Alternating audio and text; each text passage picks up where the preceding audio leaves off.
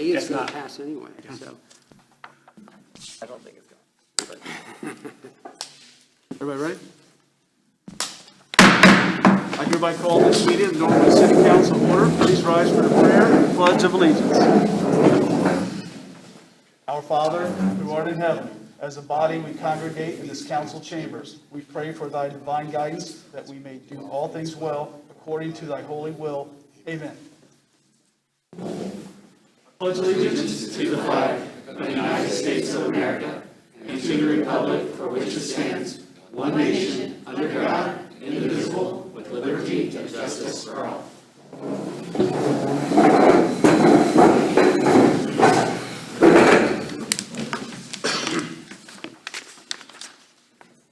Mrs. Williams, please call the roll. Mr. Bunzel? Here. Mr. Gabbard? Here. Mr. Geraci? Here. Mr. Kelch? Here. Mr. DiNardo? Here. Mr. Thompson? Here. Mr. Braden? We have 6 members present this evening, 1 absent. Moving on to item E, amendment of agenda. This evening, we have a change to item L7, the ordinance amending Chapter 1321 of the Norwood Codified Ordinances to allow murals in certain areas of the city of Norwood B. We are adding item L8. L8 is the ordinance authorizing the mayor or safety service director to purchase an ambulance with upgraded patient care compartment with air filtration and sterilization capabilities necessary to mitigate exposure of coronavirus and other airborne diseases and declaring an emergency. Also, we are adding item L9, that is the ordinance authorizing the mayor or safety service director to, forgive me, I'm reading the same one.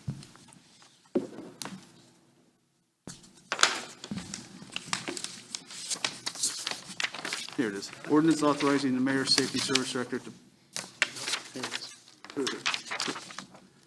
Ordinance making a special exception for full-time unclassified appointed employees with more than 4 years of continuous service to the city of Norwood for unused sick leave benefits. That's L9. So that is not in replacement of, that's in addition to. That's a new, it's a different language. Yep. That Could was you repeat from, that? I'm sorry, I had trouble hearing you. That's different language. The part before that. The L9. Okay, L9. Yes, sir. And if I'm not mistaken, that's everything.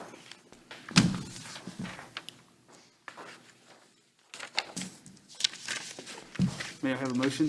And did you want to add this email, I'm sorry. request this email be added? No. Never mind. All right. May I have a motion to, We move, we amend the agenda. thank you, Mr. Thompson. May I have a second? Mr. Dracy. Second the motion. Mr. Thompson. Any discussion? Mr. Bonzo. Thank you, Mr. President. Did you say that one of the amendments of the agenda was going to be to change the version of the mural ordinance B? Yes, that's the Yep. one received from the law department. Okay, no, that's, I appreciate that. So I am going to be voting against this amendment today. The versions of this ordinance that have been circulated in the community, in the versions that people had for Ordinance B, it included neighborhood business district in it, which is a business district. And this ordinance, the version that we have today, does not include neighborhood business district. And so I don't know if the community's had a chance to react to that. I would rather us vote on the Ordinance B that we were given in our packets and that was circulated to the community. You're referring to L7, Mr. Bonzo?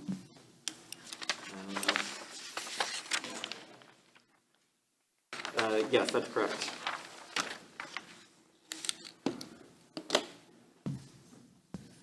Any other discussion?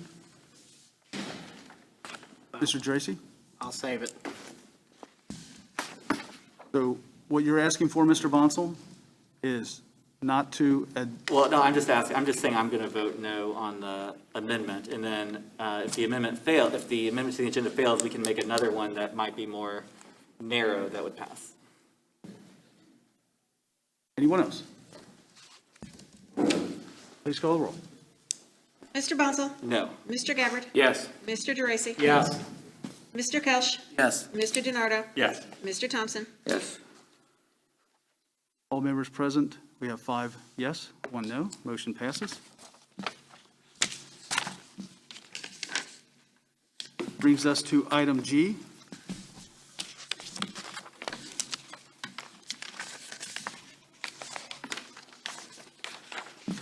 Item G is the public hearing. The Planning Commission's recommendation on the amendment to the PUD ordinance. minutes. And we're missing the minutes amendment of that. Did I skip right over it? Forgive me. Got ahead of myself. Item F, minutes of previous meeting, amended July 28th, 2020. May I have a motion? Mr. Geraci. Make a motion to accept. Motion by Mr. Geraci. May I have a second? Second by Mr. Thompson. Any discussion? Please call the roll. Mr. Bonzel? Yes. Sorry, Mr. Gabbard? Yes. Mr. Thompson?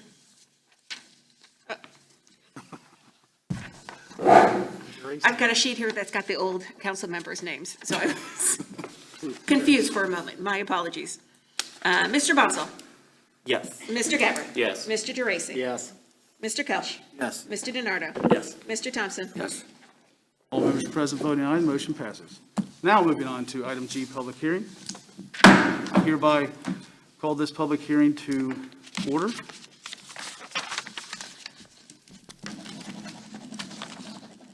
Public hearing, the Norwood City Council will hold a public hearing to consider Planning Commission's recommendation on an amendment to the PUD ordinance. The applicant made an oral request to add residential apartments and townhouses as an allowable use. PLK is submitting a preliminary plan unit development plan for the property known as 4590 Beach Street, Norwood, Ohio, 45212, Hamilton County Auditor Book 651, page 0019, parcel 0125K, Playing Card Partners, located within a light manufacturing M1 zoning district with PUD overlay. Notice is hereby given that on the 22nd day of September 2020 at 7:30 PM, a public hearing will be held on the Planning Commission's recommended approval of the Playing Card Partners preliminary PUD plan applications. Such a hearing will be held in the Norwood Community Center, 1810 Cortland Avenue, Norwood, Ohio, 45212, on the bottom floor. Do I have anyone that would like to come forward and speak in favor? Good evening, Pastor Sonny James, 1830 Hopkins Avenue, Norwood, Ohio. Just want to say that a lot of work has obviously gone in to such a project as this. One of the things that I'm very excited about personally is the level of transparency, the level of openness and diversity, and the focus on diversity. And I think it's a tremendous opportunity to really embrace as a community. I think it's something that we as a community need to at least bridge the gap and be open to real live things that are coming to our community that can make a difference. And listen, folks, for the history of Norwood, you're never going to get 100%. But where you have transparency, from my perspective, you have a tremendous opportunity for such growth for everybody. So I encourage all of the residents of Norwood to really take a strong consideration of where this project and others like it could really take our community in terms of unification and helping us bridge the gap where we might be a little bit short. So I just want to commend all the work that's gone in and really appreciate the effort. No matter what side people are on, we at least need to recognize folks and give them their props when they put a lot of faithful, hard work into it, just like many of you do, trying to serve this city. So that's it, unless there are any questions. Thank you, Pastor James. Anyone else that would like to speak in favor of the PUD?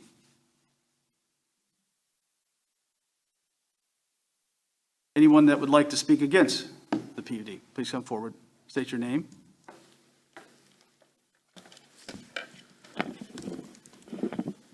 Hi, my name is Ashley Creech. I have a little speech, so I guess I'll start that. I live at 2240 Norwood Avenue, but I spent 20 years growing up on Kenilworth. And I'm here to share my story that relates to many Norwood residents. My family moved here when I was 3. My dad, a union painter who used to work here in Norwood at E.B. Miller until they closed their doors. My mom, a caretaker for children and now for special needs adults, both being and coming from a long line of blue-collar workers. My parents bought their forever home and quickly fell in love with the community, as did I. Tragically, when I was 8, my brother was in a very severe car accident. Both of his legs and his back were broken. He had to have many surgeries and was paralyzed for 1 year. Rods were put in his back and his legs. During that time, my mom quit her job to take care of him. At that point, we were a one-income family.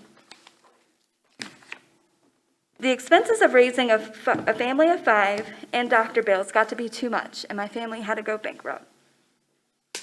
In that bankruptcy, we lost our home. Luckily, an old neighbor had a 4-bedroom apartment available just 2 houses down. My parents didn't qualify for any housing assistance because my dad made too much money.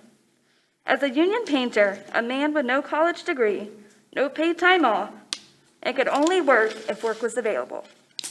Meaning, in slow winter months, his hours were either significantly cut or he was laid off.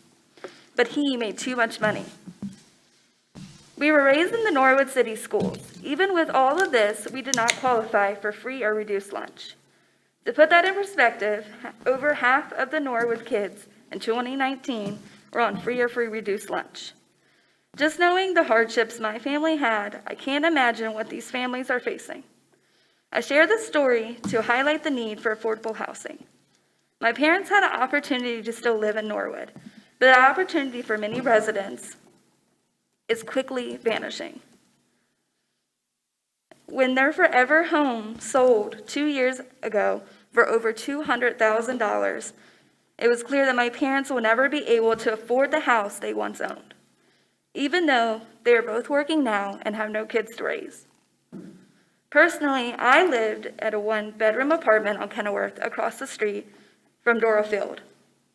I paid $550 a month. It was a nice, basic 1-bedroom, but had no central air. That exact same apartment now rents for $925 a month, still with no central air, just minor cosmetic upgrades. Residents are being forced out so unnecessary cosmetic renovations can be done. Then they can no longer afford the rent that has now doubled. Norwood has always been affordable. Now it's nearly impossible to find a reasonably priced house to own or an apartment to rent. Right now, there's only 26 housing locations in the city that provide affordability, are low income, or provide assistance. 47% of Norwood renters are overburdened. That brings me to the current issue with the U.S. playing card development. I participated in their office hours for the specific purpose of affordable housing. I was advised that the cheapest for a 1-bedroom would be $900 a month. Majority of Norwood residents are already priced out at that price, and that is the lowest and the smallest apartment. The median income for a Norwood family is $42,000. There is no reason why Norwood housing prices should be on par or sometimes more than Oakley, whose median income is $67,000, $25,000 more than ours. Also in the meeting, Nick, who is in charge of PKL, told me that when they say this is being built for Norwood, they mean they want the community to feel welcomed, which to me it's odd that we would need to feel welcomed in our own community. At that point, it was clear that we would not be able to afford to live there, and we wouldn't be able to afford to live in our community. I think people are very quick to forget that this community was built by the blue-collar working class. However, they are the people being forgotten with nothing in place to help them. Affordable housing needs to be a priority, not just for this development, but for all future developments. Studies have shown that when affordable housing is placed throughout a city with different incomes, there is a decrease in crime and property values actually increase. The hard part is changing people's perception of the words affordable housing. I have before emailed some council members of a PDF of ways to keep and maintain affordable housing, one being tax abatements for developments who have affordable housing. Norwood has once already turned their back on their residents for development in the name of urban renewal with the Rookwood Exchange. We cannot let that happen again. We cannot vote yes until affordable housing is a priority. Norwood does not need high-end apartments or townhomes. We need affordable places to live. We need council to stand with us and not make the decision just for potential rich, but for those who long-time residents who call Norwood home. It shouldn't be a privilege to afford to live or feel welcomed in our community. Thank you. Thank you, Ms. Creech. Anyone else that would like to speak against PUD? Anyone? Thank you, ladies and gentlemen. I hereby close this public hearing. Moving on to item H, requests to address council. I have several requests to address council this evening. When I call your name, please come forward, state your name, your address. I'll remind you, you have 5 minutes. I will start the timer once you state your name and address. First, this evening, we have Dan Galligan.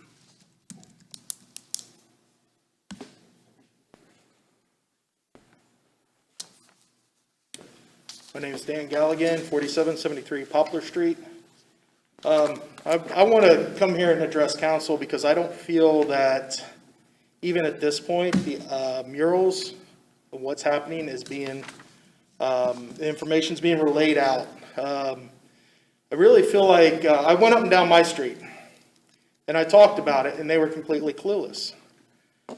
Most of my neighbors aren't connected on Facebook. They aren't connected on the internet.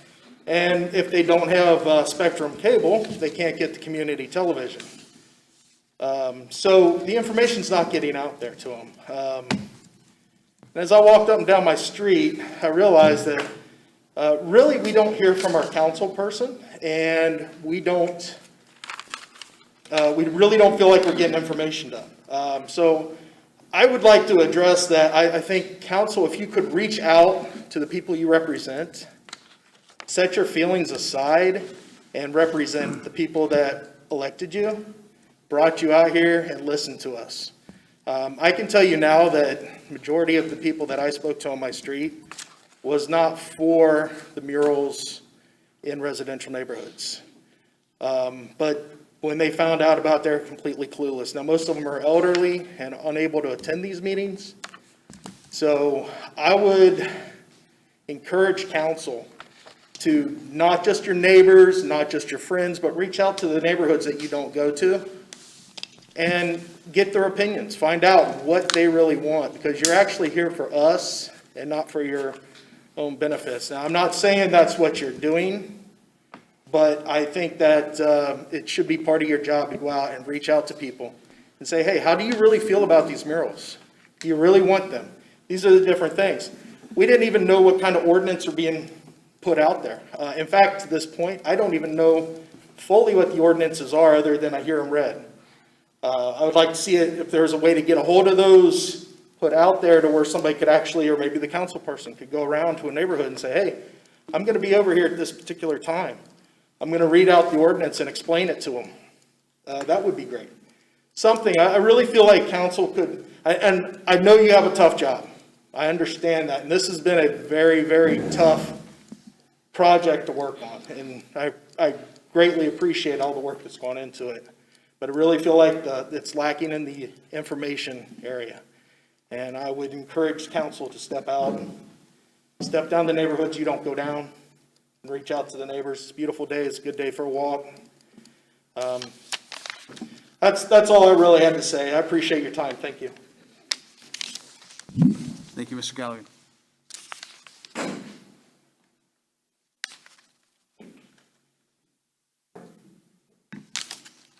Next request is Elizabeth Hatchett. Hi again. I'm Elizabeth Hatchett, 1757 Weir Avenue. So it's my understanding that the difference between the two ordinances that you all are going to review is the inclusion or the exclusion of commercial corner store properties. And I just wanted to say, I think before we know whether corner store businesses should have a right to a mural, we first have to give a definitive answer to the question of whether we actually want businesses in our neighborhood. When council passed the ordinance that allowed conditional commercial use of historic corner store properties 7 years ago, the vote was unanimous. Folks at that meeting commented about how this would be an incentive to resurrect distressed properties, buildings that drag down the value of homes within eyeshot, and really within our whole neighborhood because they're usually on thoroughfares. Buildings that aren't renovated by developers because they are considered high risk, requiring a niche audience of buyers. You would think, after watching that council meeting, that Norwood was completely supportive and excited for entrepreneurs to restore and inhabit these 35 properties throughout our city. Yet, the two businesses that have gained conditional commercial use have endured significant resistance. To those of you in leadership who support restoring these properties and filling them with independently owned, high-quality, family-friendly businesses, how can you invite others who aren't yet on board to join you? And to those of you who aren't so sure these current and future businesses within the neighborhood deserve your support, what is your plan for seeing these dilapidated, high-risk buildings throughout our city restored? If we can agree that we want quality businesses to thrive within the neighborhood, there are many ways to support them, but we're here to talk about murals. When historic commercial spaces were filled with businesses during Norwood's heyday, they enjoyed a few key physical features that helped them get noticed. First, they were built abutting the sidewalk. This positioning forward naturally gave these buildings a prominent sidewall that was often used for advertising. Today, these ghost signs are sometimes kept for their nostalgic character in historic neighborhoods. And I think in a society that is now inundated with all kinds of advertisements, we can probably agree that we don't want new ads in our neighborhood. But these painted signs not only communicated specific information, they were an immediate visual cue that further differentiated the building from its surroundings. A mural, while completely different from an advertisement, can also be a visual cue that sets a business apart. A potential mural was a reason we bought and began to restore our building. However, as I've mentioned many, many times in public and private, I care more about peace with my concerned neighbors than I do a mural. This doesn't change the fact that our building has a very prominent wall that feels barren to me. And this is one reason why I started to research vertical gardens that could at least offer beauty during warmer months after my neighbors voiced their concerns about murals. The owners of the other operational corner store property, True Freedom Yoga, have expressed interest in a future mural as well. Recently, a neighbor who regularly passes their building told me they had no idea there was a yoga studio there, despite their signage. A mural would be a tool to gain greater visual presence, contributing to their business's success. Do we care about the success of current and future businesses within our neighborhood? The question still needs to be answered definitively by leadership. If the answer is no, or we're not sure, please just say that and save current and future entrepreneurs precious time and money. If the answer is yes, please legislate in a way that enables those businesses to thrive and encourages other entrepreneurs to take risks on distressed buildings in our community. Thanks. Thank you, Ms. Hashik.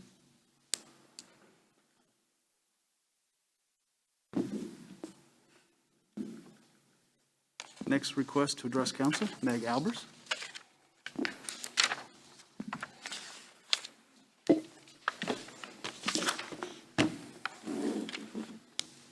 Hi, I'm Meg Albers. I live at 1810 Hopkins Avenue. I've been a Norwood resident for over 5 years. A special interest group is trying to push for an ordinance to allow anyone to paint murals and graffiti in the city of Norwood. This means anyone, not just trained artists. My concern is that there's no way for the city to control content per the U.S. Supreme Court freedom of speech law. This means that residents can paint whatever they want, whether it is offensive or not.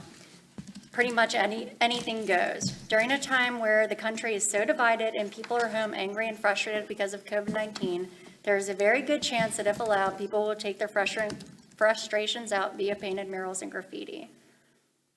We as homeowners and residents need to step up and protect our city, our homes, and our investments because this will potentially affect our property values, and the city won't be able to legally do anything to prevent someone from painting something that you might not like or agree with. We are asking council to keep murals and graffiti out of residential zones. Thank you. Thank you, Ms. Albers.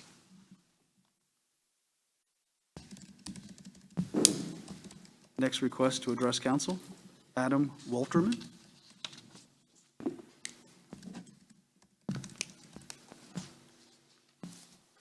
Hello, my name's Adam Walterman. I live at 1802 Hopkins Avenue, just a few houses down from what Ms. Hatchett was saying for property. Basically, I'm just here to speak tonight on behalf of living on the street, understanding Norwood as a whole and neighborhood, and I just kind of want to address some of my concerns with the decision of murals in residential neighborhoods. When I decided to purchase my property, it's a multifamily property, it's an investment for me. Something I look at in residential properties is, property values. We can say all day that, something could change, but we really don't know. Could go down, could go up, frankly. It's just something I don't want to gamble with. Investment property is a huge deal. I'm just really not interested in seeing a mural 4 or 5 houses down from myself, possibly not getting tenants from that, things of that nature. I know my neighbors and myself have had the same concerns. Pretty much everybody on our entire block has the same house. It's just something that I don't want to see every day, frankly. I just don't want to go home every day. I work in an urban area currently. I work in marketing. I totally understand advertising, marketing, everything. I just don't want to come home to look at another mural or art piece. It's just something, frankly, I don't want to see. I'd love to see it on Montgomery Road. Definitely kind of pick up from there, put some great art projects there, but as far as the residential property, it's just something I'm not interested in seeing in my neighborhood. Another big thing I just kind of want to bring up that I noted, we were talking about advertising before, Ms. Hatchett was, and that it would bring more, noticeable things to the neighborhood, but previously she said it, she didn't want to draw too much attention, but definitely driving up a mural on Hopkins Avenue is going to distract drivers that are already driving 45 miles an hour in a 25 mile per hour zone.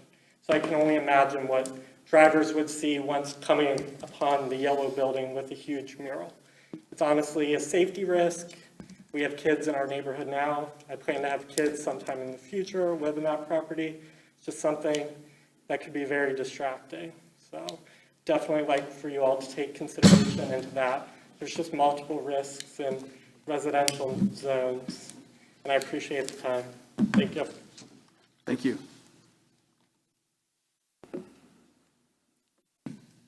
Next request to address council, Joe Creech.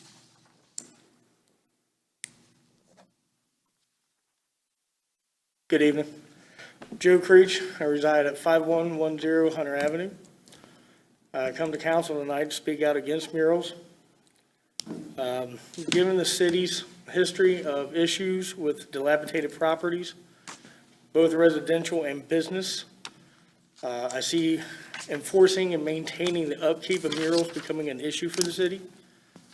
I see it inviting graffiti, an issue that we've had with vacant buildings and current occupied buildings in the city that have gone untreated until property owners have either bought the property and cleaned up the graffiti. Some have still left graffiti on their building. I think murals will invite the tag artist who love to add their own to anything, whether it be a blank slate or a slate that's already painted on. I think it'll have a negative outcome for property value in the city. If somebody should paint something derogatory or unpleasant to the eye, I think it'll, ultimately impact future of the city with possible lawsuits if we deny a mural to go up for one reason or another. You get into a issue of freedom of speech, expression. We already have a problem retaining businesses. I don't see throwing money and efforts to maintain a mural, to enforce, the upkeep of the property, benefiting the city on retaining business or drawing new business in. I think we have more efforts in other areas that we need to look into long before we consider murals.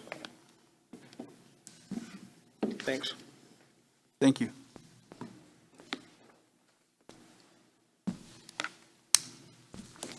Next, Tom. You state your name and address, please. You have 5 minutes. Hi, my name is Tom Toohey, and I live at 1833 Cortland Avenue.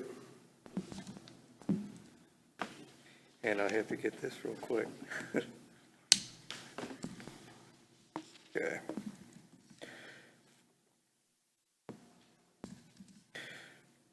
Excuse me. I spent half the time trying to find this now.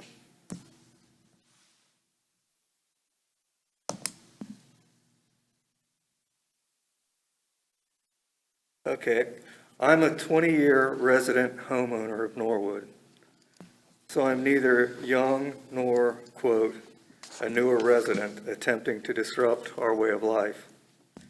The concept of public art, mainly murals in this case, is just us catching up with the rest of the world. As you know, the city of Cincinnati has developed a world-class curated mural program, like so many other cities across the country. In part because of the development of parks, entertainment venues, public art, much like that of U.S. Playing Cards project. These calculated moves have greatly increased the residency tax base and helped restore the vitality of the city. There are no rebel flag murals downtown Cincinnati, simply great works of art. I'm not suggesting we replicate their program, but if there is a template, why not use it? Cincinnati has successfully navigated this process, and we can learn from them, avoiding certain pitfalls while further making Norwood a better place to live and enjoy. Murals create stimulating thought, conversation, contemplation, and the opportunity for enlightenment. Murals can provide a much-needed cultural and educational enhancement for our community. I cannot emphasize enough the positive impact a well-thought-out mural ordinance or program can provide for our community. Murals do not have to be a huge offensive entity. We are within our rights as a community to set certain standards by which any artistic submission would have to abide. When I apply for an art show, there are almost always restrictions as to what is accepted and what is not. You do not follow the rules, you do not get in. It's that simple. No reason city guidelines could not be included in amended ordinances which prohibit advertising and offensive imagery.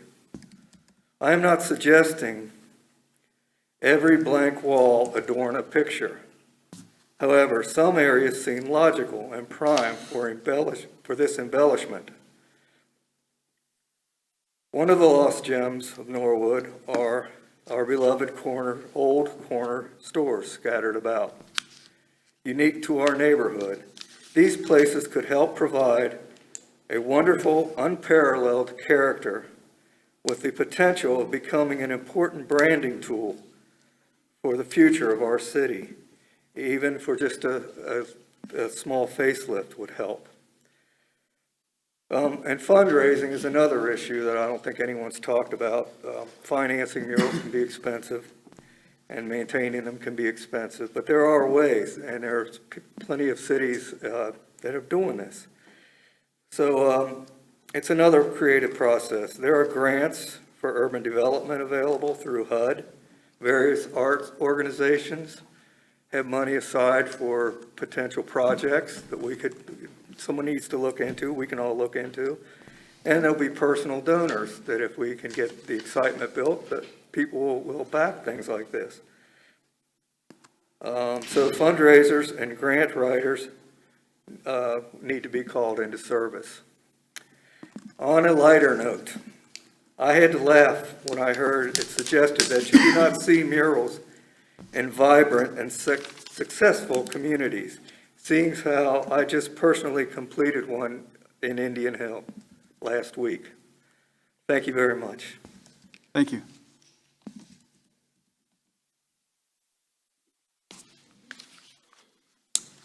Our next request to address council, Kristen James.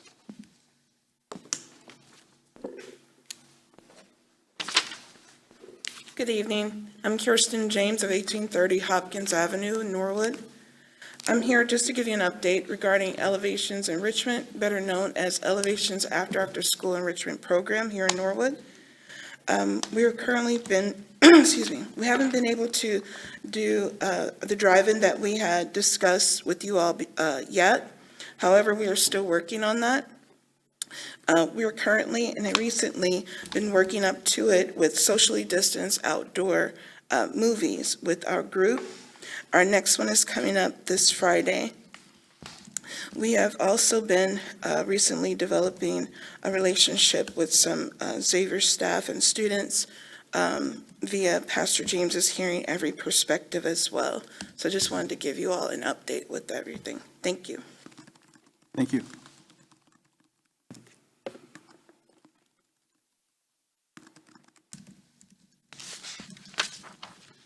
Next request to address council, Pastor Sonny James.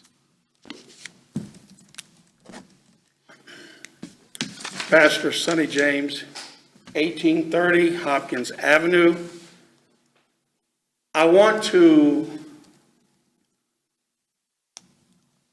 be very, first of all, respectful of the lives of those that have come way before me.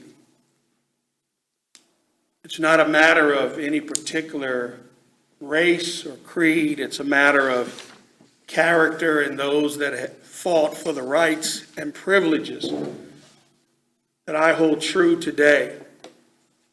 And so we recently laid to rest Supreme Court Justice who put her life on display and was bold enough just in her stance to encourage people like myself and many, many people all over the country. And so I want to first just acknowledge her for her service. With that being said, I really want to make sure that the residents of Norwood hears my heart. You see, when we come together, we have to realize that we are all mentors, and we literally shape the minds of people who follow us. And one of the things that we've got to understand is we have got to give honor to whom honor is due. We have got to embrace one another, no matter what political group you're with, no matter what special interest you've connected yourself with. I live in Ward 1, and a lot of folk think that I probably would have a problem with Mr. Kelsch, who is the community advocate for that ward. Couldn't be further from the truth. Mr. Kelsch has come into this political arena and has really displayed an open mindset towards diversity. And I just want to embrace and piggyback. When we come together, let us please stop having fear of our peers. For instance, we have this big juicy clock in front of us. And recently I stood before you and a council member said, wow, he's talked for 10 whole minutes. With all of you able to see this clock, the residents able to see this clock, and then for him to say, he spoke for 10 minutes, and now we've got to hear more. And for me to look at all of you awesome individuals, but yet not one publicly would have the heart or the drive or the whatever to stand up and say, hey, we don't operate like that here anymore. That when we have youth that are looking at us and looking to us, that is why economic inclusion is so very important. This has got to become one of your top campaigns, declaring an emergency. Sure, we put up Black Lives Matter signs in our yards. Some people do. But we need more than that. We need voices from the mayor to the brand new resident in town. I personally think it's awesome when we don't agree. But I think it's even more awesome when, like Mr. Gabbard and I, can sit across from the table and he can boldly say, well, Pastor, I might not say I agree, but at the end of the day, we can shake hands or now elbow pump. It is that type of leadership that we need. And in 2015, I drafted a 13-point plan addressing how to move our community forward. And I pray with the help of some of our new council and some of you, get on board. Let's sit down and let's meet together. Let's make a difference. Don't be afraid to say the word black. Don't be afraid to say, I haven't treated somebody fairly. Don't be afraid to say, I'm sorry, I made a mistake. Be bold enough. Be courageous enough. Because I'm not going anywhere, whether you like me or not. But when I make a mistake, I want to say I'm sorry. And that's all I expect of you. Economic inclusion. God bless you all. And I barely made it. Thank you, Pastor James.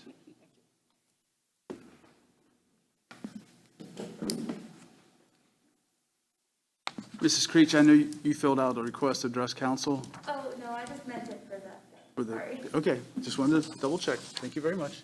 That concludes our request to address council. Moving on to item I, reports of standing committees of council. I-1, Parks, Recreation, and Public Spaces Committee report. Mr. Kelsch. Thank you, Mr. President. So there's two reports here from 8/26/2020 to the Honorable Council of the City of Norwood, Ohio. The New York Committee of Parks, Recreation, and Public Spaces, to whom it was referred. This is our standing committee meeting. We heard from Ms. Leslie Stevenson, ASAP Norwood, Ms. Donna Lake, also from ASAP, Ms. Kate Wetzel and Lauren Bartosik from ASAP about the park audit tool and how that was coming along. Our second item, we gave an update on Leestown Memorial Park. The progress is ongoing. The equipment is being installed. We're waiting the plaque for the park dedication ceremony, which we want to hold in early to mid-October. Also, there was a $27,000 grant awarded to the city of Norwood, and we're planning to use that at Hunter Park. 9/15/2020, to an honorable council of the city of Norwood, Ohio, we, your Committee of Parks, Recreation, and Public Spaces, to whom it was referred, our standing committee meeting. We heard from Ms. Leslie Stevenson about Waterworks basketball courts. They're open. There's a sweepstakes. The closing date was 9/20/2020. The park audit is underway in Norwood, currently rating our parks so we can put them together in a list of priority to repair them. Linder Park, there's work days going on Fridays in October, and that's going from 5 to 8 p.m. down at Linder Park. Show up, bring some tools, and help out. Third item, we went over the Hunter Park renovation survey results, which we received 229 responses. And that project's going to be phased over both this year of 2020 and next year of 2021, early into 2021. Lastly, we heard from Ms. Dana Bowl about the Adopt a Park program. She would like to do something along the Wasson Way in Norwood. And we also heard from Ms. Dana Bowl about Keep Norwood Cool program. That's all. Thank you, Mr. Kelch. May I have a motion to accept the committee reports of 8:26 and 9:15? Mr. DiNardo? Motion to accept the column. Motion by Mr. DeMauro. You have a second. Mr. Tracy? Second the motion. Any discussion?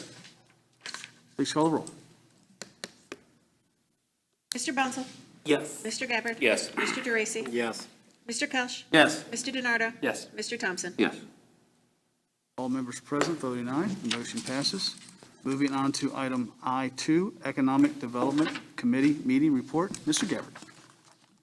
Dated 9/15/20 to the Honorable Council, City of Norwood, Ohio. We, your economic development, to whom was referred digital signs and mural ordinance, beg leave to support the following report. I will be contacting Ken from Adspozure to invite him to the Committee of a Whole for more in-depth questions and presentation.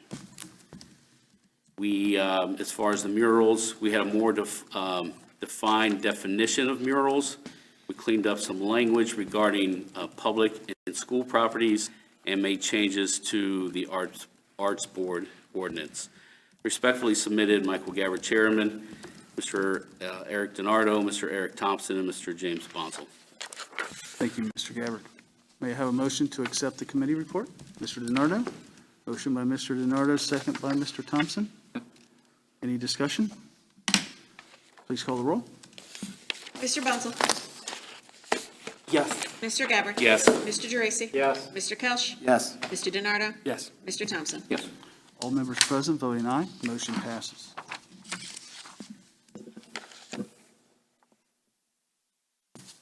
Moving on to J, third reading of ordinances and resolutions. J1, resolution declaring intent to sell unneeded or surplus firearms and related equipment by internet auction during calendar year 2020 and declaring an emergency. Mr. Bonsall. Thank you, Mr. President. I move we have the third reading of the ordinance. Motion by Mr. Bonsall to have the third reading. You have a second, Mr. DiNardo? Any discussion? Please call the roll. Mr. Bunzel? Yes. Mr. Gabbard? Yes. Mr. Geraci? Yes. Mr. Kelch? Yes. Mr. DiNardo? Yes. Mr. Thompson? Yes. All members present voting aye, the motion passes. Mrs. Williams, may we have the third reading? Resolution declaring intent to sell unneeded or surplus firearms and related equipment by internet auction during calendar year 2020 and declaring an emergency. Thank you, Mrs. Williams. May I have a motion? Mr. Bonsall? Thank you, Mr. President. I would move that we pass the ordinance. Motion by Mr. Bonsall to pass the ordinance, second by Mr. DiNardo. Any discussion? Please call the roll. Mr. Bunzel? Yes. Mr. Gabbard? Yes. Mr. Geraci? Yes. Mr. Kelch? Yes. Mr. DiNardo? Yes. Mr. Thompson? Yes. All members present voting aye, motion passes. Moving on to item K, second reading of ordinances, resolutions. Item K1, ordinance confirming the unused sick leave benefit to all full-time unclassified employees with more than 4 years of continuous service for the city of Norwood, Ohio, and declaring an emergency. Mr. Gabbard. I'd like to make a motion that we table this ordinance until a date determined later.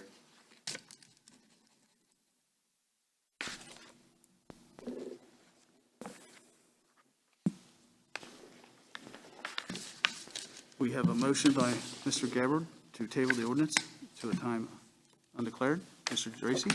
I'll second that. Second by Mr. Geraci. Discussion? Mr. Thompson?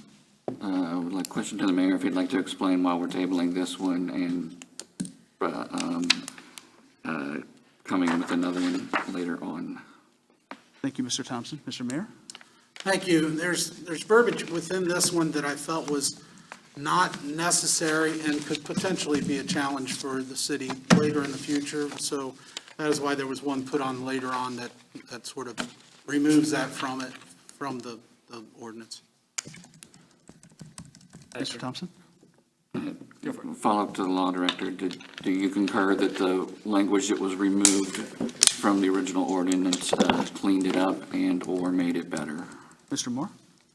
The language that was changed is in the whereas clauses, and I understand the mayor's perspective on stating the intent in a different way. The operative language of the actual legal effect of the ordinance does not change. Thank you, Mr. Moore. Thank you, Mr. Thompson. Mr. DiNardo? That was my question. That answered your question? Yep, we're sweet. Thank you, sir. Any further discussion? Please call the roll. Mr. Bunzel? Yes. Mr. Gabbard? Yes. Mr. Geraci? Yes. Mr. Kelch? Yes. Mr. DiNardo? Yes. Mr. Thompson? Yes. All members present, voting aye. Motion passes. Moving on to item L, introductory readings of ordinances and resolutions. L1, ordinance to change appropriations for the year 2020 and declaring an emergency. Mr. DiNardo? I have a motion to have all three readings. Motion by Mr. DiNardo to have all three readings. May I have a second?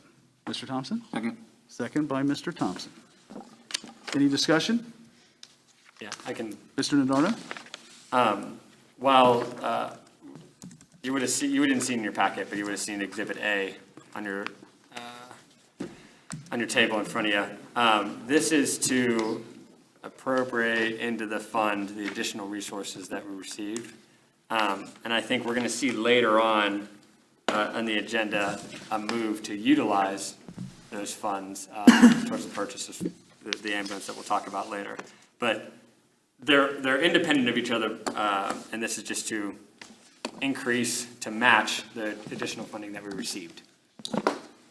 Thank you, Mr. DiNardo. If you have any more questions, I can go into. Any further questions? Yeah, just further clarify where the funds came from. This is part of the CARES Act. I just meant for the people who might be listening and not understanding. Where? The CARES Act. Thank you. Any further discussion? Please call the roll. Mr. Bunzel? Yes. Mr. Gabbard? Yes. Mr. Geraci? Yes. Mr. Kelch? Yes. Mr. DiNardo? Yes. Mr. Thompson? Yes. All members present, voting aye. The motion passes. Mrs. Williams, may we have all three readings? Ordinance to change appropriations for the year 2020 and declaring an emergency. Ordinance to change appropriations for the year 2020 and declaring an emergency.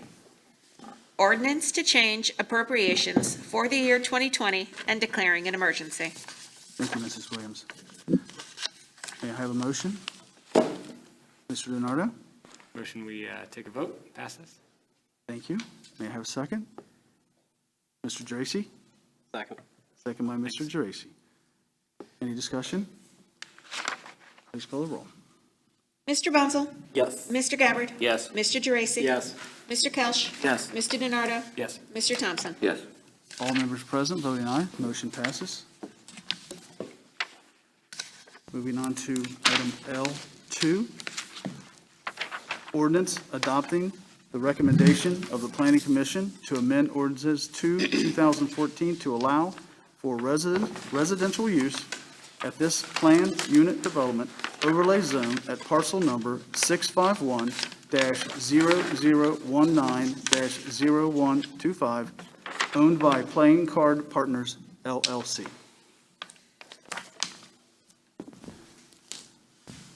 Mr. Bonzo. Thank you, Mr. President. I would move that we have all three readings of this ordinance. Motion by Mr. Bonsall to have all three readings. Mr. Gabbard. Second the motion. Second by Mr. Gabbard. Any discussion? Mr. Bonsall. Thank you, Mr. President. So the reason why we need to do all three readings is because there is a timeline for approvals that have to get made. We had to wait, nearly 45 days from the time the Planning Commission approved it, just because of timelines with publications and then also requirements in the Ohio Revised Code for these things. So we've had the PLK has come to multiple council meetings since then and has answered questions. They've been available. They've had the community office hours. I think they've been extremely transparent about what they are looking to do. And this specifically, this ordinance specifically is to allow the residential use, but then in general, the two ordinances that we're approving tonight, they're for the site plan. So it's essentially just approving just preliminarily that we're okay with locations and kind of positions of buildings, but it's not approving any of the final architecture. It's not approving building materials. It's not approving anything like that. So that's why I made the motion to do the three readings for this ordinance so that we can move along. Thank you, Mr. Bonsall. Any further discussion? Please call the roll. Mr. Bunzel? Yes. Mr. Gabbard? Yes. Mr. DeRacy? Yes. Mr. Kelch? Yes. Mr. DiNardo? Yes. Mr. Thompson? Yes. Mr. Braden? Oh, I apologize. All members present voting aye, the motion passes. May we have all three readings? Mrs. Williams. Ordinance adopting the recommendation of the Planning Commission to amend Ordinance 2-2014 to allow for residential use at this planned unit development overlay zone at parcel number 651-0019-0125, owned by Playing Card Partners, LLC. Ordinance adopting the recommendation of the Planning Commission to amend Ordinance 2-2014 to allow for residential use at this planned unit development overlay zone at parcel number 651-0019-0125, owned by Playing Card Partners, LLC. Ordinance adopting the recommendation of the Planning Commission to amend Ordinance 2-2014 to allow for residential use at this planned unit development overlay zone at parcel number 651-0019-0125, owned by Playing Card Partners, LLC. Thank you, Mrs. Williams. May I have a motion? Mr. Bonzel? Thank you, Mr. President. I move that we pass this ordinance. Mr. Gabbard? Second the motion. Motion by Mr. Bonzel, second by Mr. Gabbard. Any discussion? Have a discussion, please. Mr. DiNardo? Yeah. I wanted to speak in particular to Ashley Creech. Did I get that right? Yeah. I'm going to be voting in support of this, but I would like to explain why. For me, over the course of I think it's been like 5 meetings that I've had hearing from PLK, they made particular note of the income potential, and even on a conservative basis, I felt that income potential was very high. And so while I really understand the need for Norwood to address the affordability of housing for our residents, I felt that I need to separate that from the commercial, office, and retail space that will exist. And the housing is almost the math that PLK needs to bring us the income potential. So I just wanted to explain why I'm going to be voting it, and I can appreciate your feelings, but for me, I separated those two because of that. Thank you, Mr. DiNardo. Any further discussion? Please call the roll. Mr. Bunzel? Yes. Mr. Gabbard? Yes. Mr. DeRacy? Yes. Mr. Kelch? Yes. Mr. DiNardo? Yes. Mr. Thompson? Yes. All members present voting aye, motion passes. Moving on to item L3, ordinance approving the preliminary planned unit development plan for the real property owned by Playing Card Partners known as 4590 Beach Street, County Auditor's Book 651, page 0019, parcel 0125, located within a light manufacturing M1 zone district with a PUD overlay and declaring an emergency.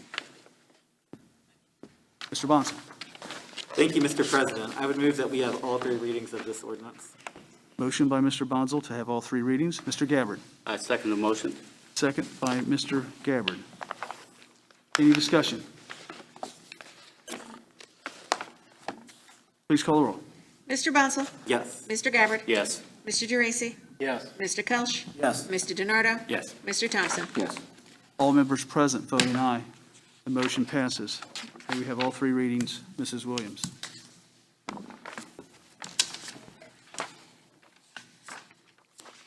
Ordinance approving the preliminary planned unit development plan for real property owned by Playing Card Partners, known as 4590 Beach Street, County Auditor's Book 651, page 19, parcel 125, located within a light manufacturing M1 zone district with a PUD overlay and declaring an emergency.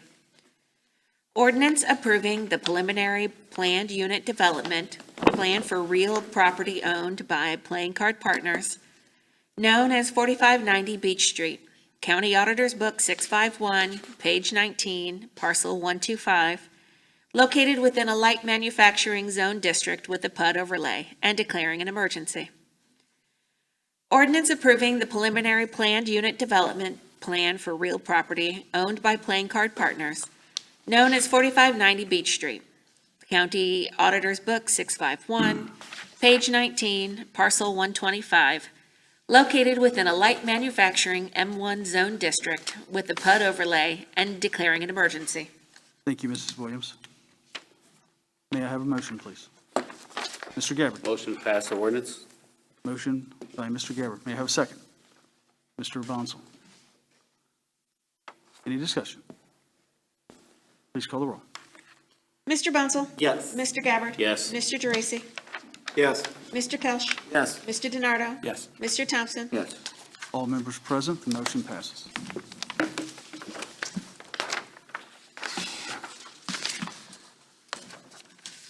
Moving on to item L4, ordinance establishing the Norwood Arts Board. Mr. Thompson. Move we have the first reading of this ordinance. Motion by Mr. Thompson to have the first reading of this ordinance. May I have a second? Mr. Bonzel? Second by Mr. Bonzel. Any discussion?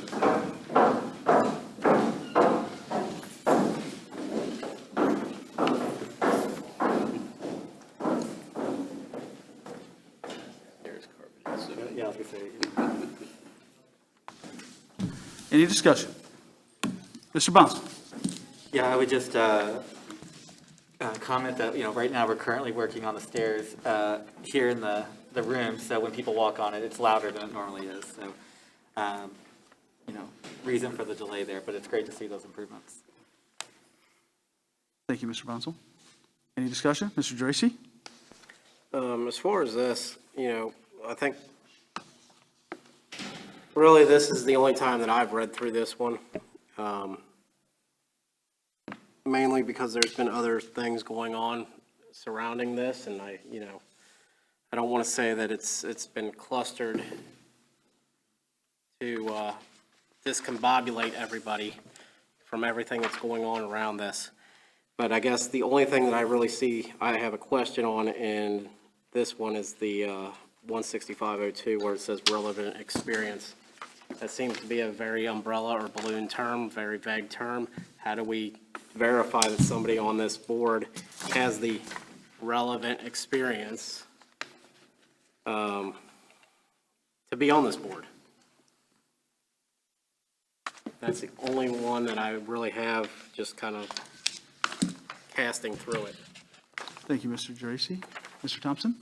I believe the way we've got this set up is it's an appointed board, appointed by the mayor, so the mayor will be the one who determines whether someone has the necessary qualifications to be on the board. I personally plan to submit a couple of names and resumes that might be interested in doing this for you to look at. I would just suggest that anybody who's either interested in serving on this board or knows somebody who might want to serve on this board to get in touch with us, and we can make sure that, you know, that we can pass the information on. Thank you, Mr. Thompson. Mr. Tracy? Guess I will ask another question then. How is this any different than going through like the Economic Development Committee? And why do we need this if they have really no power to do anything other than just say, yeah, I like that. No, I don't like that. No, you're not going to get by with that. Thank you, Mr. Tracy. Mr. Bonsall? Thank you, Mr. President. So I know that the fact that this is coming at this exact moment definitely kind of clouds the arts board in the sense that, you know, it makes it appear like the only reason why they're here is because of murals. But as we talked about, we did talk about the Economic Development Committee, there's actually more than just murals that they're going to be doing. You know, their job in general is just to help, you know, promote public and private cooperate, like basically support of the arts. So trying to potentially give council or the administration, you know, they can meet and talk and give ideas for ways to improve, I guess, art in Norwood, you know. And I think specifically what I would probably envision is that they would probably look at public places in Norwood that the city owns, like of where we could have art, not just murals, maybe it could be a statue, they could be other things, but yes, one part of their duties is, you know, in item 165.03H, members of the board shall review mural applications under Codified Ordinance 1321.15 and may provide suggestions to the applicant on a purely advisory basis. That's just one item of, you know, 4 or 5 other items that are kind of their duties. I see this kind of similar to like the Norwood Tree Board in that sense that the tree board doesn't necessarily have a lot of duties, but there's just, in general, just to promote like green space in Norwood. And the tree boards in the past has gone out to help get grants and other things, and I can see the arts board kind of acting in a similar way. Thank you. Thank you, Mr. Bonsall. Mr. DiNardo? Yeah, that was very well said. The only add-on that I would say to James's point is that when in the Economic Development Committee, we also talked about the advisory board or the advisory function to help guide in a positive way. So if someone came and they wanted to do sunflowers on the side of the building, the advisory board might say, oh, actually, this city did it and they used this color or this type of paint and it worked well. So that advice could actually improve an application that was already going to go through. Again, like you said, they can't tell you not to do something. They're only going to say you're already going to do it anyway. But I imagine it's going to be filled with appointments that have experience in that exact thing. And so it could maybe provide advice to an applicant that may not already have it. Thank you, Mr. DiNardo. Mr. Tracy? Still skimming through this, I guess, while everybody's talking, and I'm taking everybody's comments in here. I don't see anywhere in here that there is sort of a set meet time or a, you know, this board will meet once a month. How is this board going to be doing the meetings or? Mr. Gabriel, I saw your hand up, sir. This will be on whenever someone submits the application for a permit, then they would do that through the building department. The building department would then tell them that they'll need to go to the art board, at which point they'll call a meeting and do it like that. We have no idea how much interest there'll be, so it's just based on when someone submits. Thank you, Mr. Gabbard. Any other questions? Any further discussion?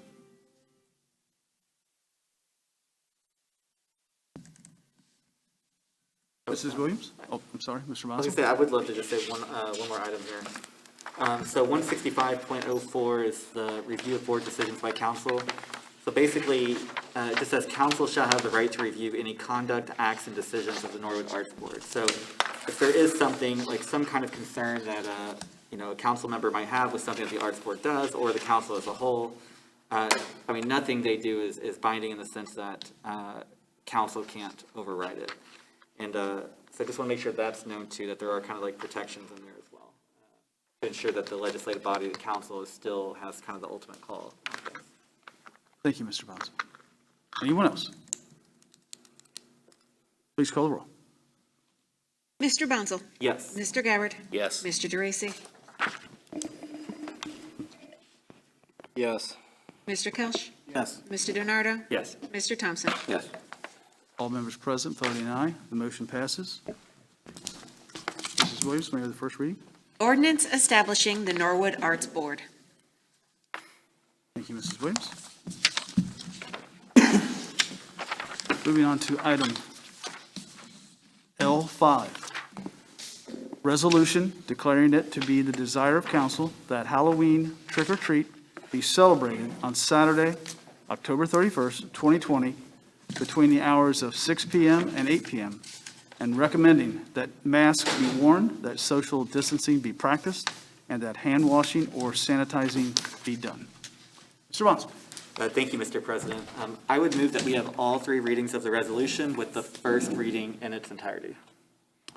Motion by Mr. Bonzo to have all three readings. First reading in its entirety. May I have a second? Mr. Thompson. Second. Second by Mr. Thompson. Any discussion? Mr. Bonzo. Thank you, Mr. President. So I think we all know that trick-or-treating is a hot topic out there. I know that I've received many inquiries about this. Mr. Gabbard and I talked earlier this week. I know that he's received inquiries. I think the mayor's office probably has as well. And so the goal behind the three readings is just to kind of let this be known. So, even if somebody does want to vote, against the ordinance for their reasons, I do think that we should go ahead and just do all three readings. That way we can just let people know and there can be some certainty on kind of where we're heading in that direction and not just have the cloud. Because, everybody, I think people recognize too that whether we pass this or not, like there's going to be trick-or-treating on Halloween. It's going to happen. But this has been a tradition that I think we've done and many cities in Ohio do, passing the resolution declaring the official time. So I do think that we should support that. Go ahead and set that. Thank you, Mr. Bonzo. Any further discussion? Mr. And- Nardo? I don't think it was mentioned that there's a paragraph in there that talks about safety, and I did kind of talk to two police officers in a different city that are facing this, their council is facing this exact thing, just to kind of, hey, what are you guys doing, sort of thing. And they both independently spoke about how this is actually a safer move because it's going to happen anyway. Making it a fixed time and having people talk about it in a very specific and intentional way actually helps residents, potentially police, if there are elements that they feel they need to be enforced. Just having that clearly established actually helps our community. So that just got a little feedback from another city, and that seemed to be what they're doing to do. So, Thank you, Mr. if DiNardo. it matters. Thank you. Any further discussion? Please call the roll. Mr. Bunzel? Yes. Mr. Gabbard? Yes. Mr. Geraci? Yes. Mr. Kelch? Yes. Mr. DiNardo? Yes. Mr. Thompson? Yes. All members present voting aye, the motion passes. Mrs. Williams, will we have the first reading in its entirety and the second and third by caption, please? A resolution declaring it to be the desire of council that Halloween trick-or-treating be celebrated on Saturday, October 31st, 2020, between the hours of 6 p.m. and 8 p.m., and recommending that masks be worn, that social distancing be practiced, and that hand washing or sanitizing be done. Whereas the mayor of the city of Norwood and the Norwood Police Division have determined that Halloween trick-or-treat should be celebrated between the hours of 6 p.m. and 8 p.m. on Saturday, October 31st, 2020. And whereas the United States Centers for disease control in response to the presence and spread of COVID-19 throughout the United States of America, including the city of Norwood, recommends that masks covering the wearer's nose, mouth, and chin be worn, that a social distance between people of at least 6 feet be maintained, and that careful hand washing with soap and water or hand sanitizing be practiced to prevent the spread of the virus. And whereas the safety of children trick-or-treating, of their adult chaperones, and of the Norwood residents distributing treats is of paramount importance, now therefore, be it resolved by the Council of the City of Norwood, State of Ohio, Section 1, that it is the desire of council that Halloween trick-or-treat be celebrated between the hours of 6 p.m. and 8 p.m. on Saturday, October 31st, 2020. That the council recommends that children trick-or-treating, their adult chaperones, and residents distributing treats wear masks covering their noses, mouths, and chins, maintain a social distance of at least 6 feet from other people, and wash their hands with soap and water, or otherwise sanitize their hands as frequently as practicable, to mitigate the risk of exposure and spread of COVID-19, as recommended by the United States Centers for Disease Control. That a copy of this resolution be posted in accordance with Section 731.25 of the Ohio Revised Code, and that copies be distributed to all news media within the area. A resolution declaring it to be the desire of council that Halloween trick-or-treat be celebrated on Saturday, October 31st, 2020, between the hours of 6 p.m. and 8 p.m., and recommending that masks be worn, that social distancing be practiced, and that hand washing be sanitized or sanitizing be done. A resolution declaring it to be the desire of council that Halloween trick-or-treat be celebrated on Saturday, October 31st, 2020, between the hours of 6 p.m. and 8 p.m., and recommending that masks be worn, that social distancing be practiced, and that hand washing or sanitizing be done. Thank you, Mrs. Williams. Mr. Bonson. Thank you, Mr. President. I would move that we pass the resolution. Motion by Mr. Bonzel to pass the resolution. Mr. DiNardo? Second. Any further discussion? Please call the roll. Mr. Bunzel? Yes. Mr. Gabbard? Yes. Mr. Geraci? Yes. Mr. Kelch? Yes. Mr. DiNardo? Yes. Mr. Thompson? Yes. Mr. All right. All members present voting aye, the motion passes.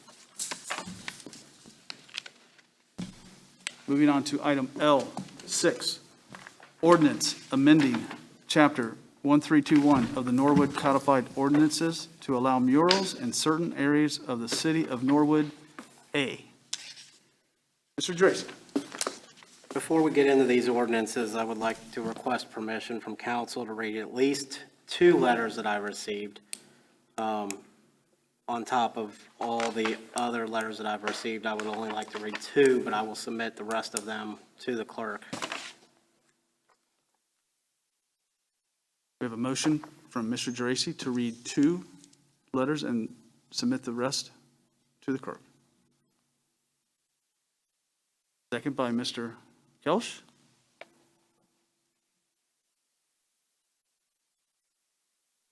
Any discussion? Mr. Bonson. Thank you, Mr. President. So, I mean, I've got here, 11 letters myself, 7 or 8 are pro, and then there's 3 that are against, having murals. And so, I'm fine reading them, but I don't know how fair it is to read some people's letters and not read everybody's letters that took the time to write to council. Thank you, Mr. Bonzel. Anyone else? Any further discussion? Please call the roll. Mr. Bunzel? Yes. Mr. Gabbard? Yes. Mr. Geraci? Yes. Mr. Kelch? Yes. Mr. DiNardo? Yes. Mr. Thompson? Yes. All members present, voting aye, the motion passes. Mr. Geraci? First one's going to be from Marilyn Hanrahan, 2257 Monroe Avenue. I am writing instead of speaking at council due to COVID-19. I would like to start by saying I love art, and I am not against murals in general. I am against what I am against with no oversight, rules, regulations for content. We are aware content conditions cannot be placed on murals except for a few exceptions. Once murals are approved by the city, almost any content will be permitted.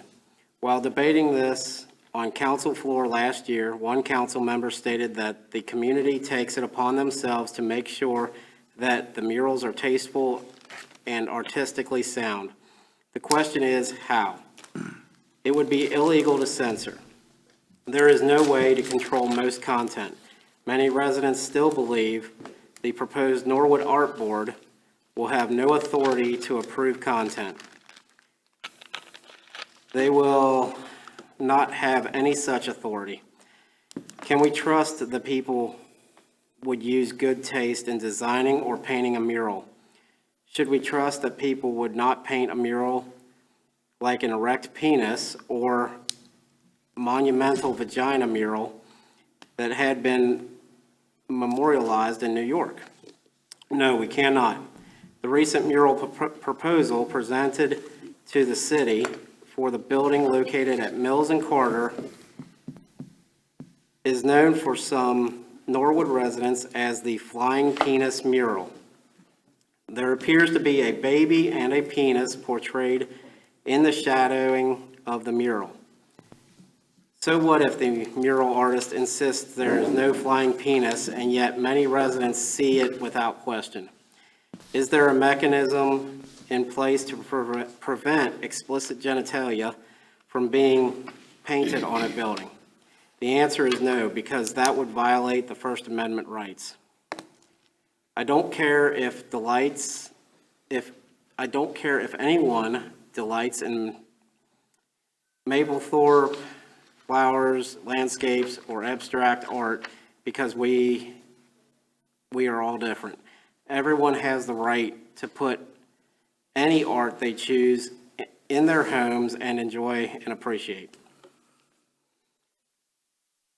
Why does anyone feel the need to impose their taste in art, political, or social issues on others when others don't want it? There are beautiful murals and artwork throughout the world. There are also horrible, disgusting, and offensive murals. Without content restrictions, we are leaving ourselves open to anything goes and allowing murals to be seen in residential neighborhoods is a quality of life for the residents. Murals are controversial throughout the country, so please don't rush into approving any mural ordinance. And here's why. These ordinances in front of you have no specific penalties, so what happens if a mural falls in disrepair? I believe it is something like the letter goes out to the owner, then after some time, a second letter goes out, then after some more time, the building commissioner might cite the owner to court. It might take several months to get a warrant served on the owner. The owner goes to court, the judge kindly gives the owner 6 months to repair. After 6 months, the mural is not repaired, then the entire process repeats. It could be years before any owner of any mural would have any consequences for the mural left in disrepair. We see this happen all the time in Norwood. We have seen buildings in Norwood deteriorating and blighted, and in so many cases, we have looked at these for years without any enforcement. Much of this is because the process to enforce is so lengthy and cumbersome. I am dismayed that neither of the ordinances in tonight's agenda include better provisions for oversight, regulations, and penalties for violations. I recommend that the following be added to the ordinance prior to your consideration. Murals are not visible from any residence, painted only by a professional muralist, have written and approved maintenance and graffiti removal schedule, installed with an actual mural primer and an actual mural paint and mural sealant to deter peeling, chipping, and to make graffiti removal easier. Absolutely spell out which department in the city oversees the regulations for murals, along with the process of stated fines and penalties to make sure that these rules are followed. Thank you.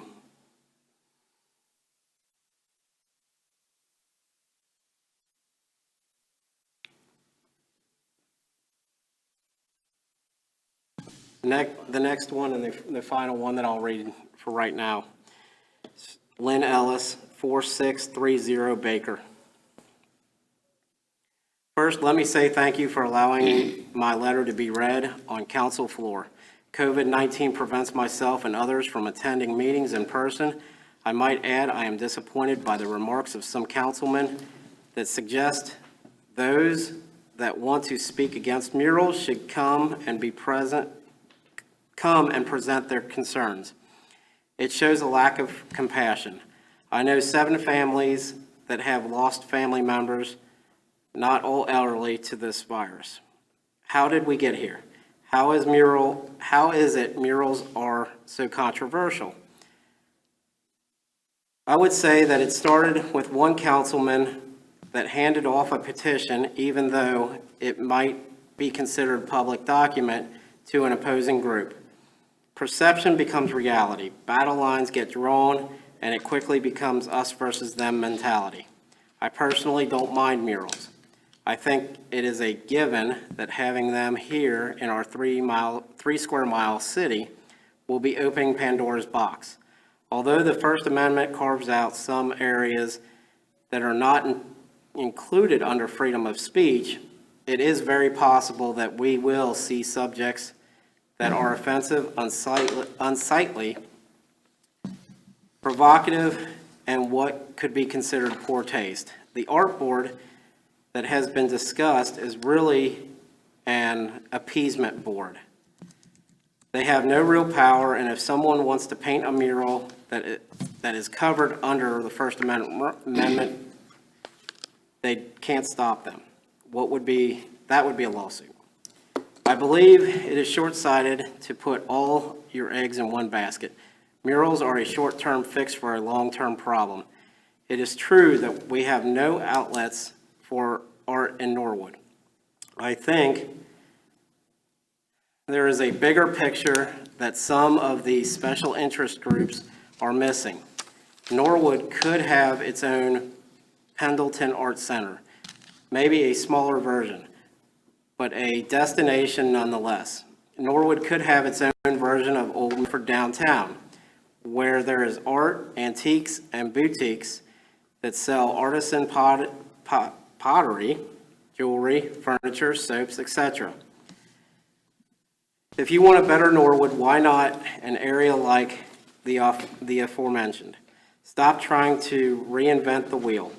Try talking to others that were activists long before you were born and find out what has been tried.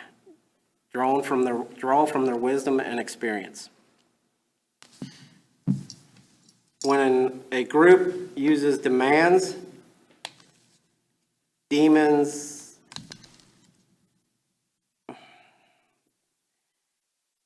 others, and roll their eyes at those of us that are proud to be born and raised here, you surely get pushback, division,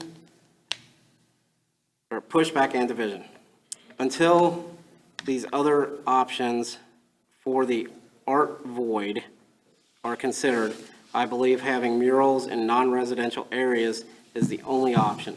Unfortunately, because of demands of single-minded groups with their own agenda, I fear nothing good will come of this. Thank you for your time and consideration. Thank you, Mr. Tracy. I'll reread item L6. L6 is Ordinance Amending Chapter 1321 of the Norwood Codified Ordinances to allow murals in certain areas of the city of Norwood, A. Mr. Thompson. I would recommend we have the first reading of this ordinance with, but I would like to amend it. due to the change in ordinance coming next that removed MBD from F2. I would like to have the MBD moved to F3 as part of that, because if we don't do that, then it's left out completely, so. Can you clarify that?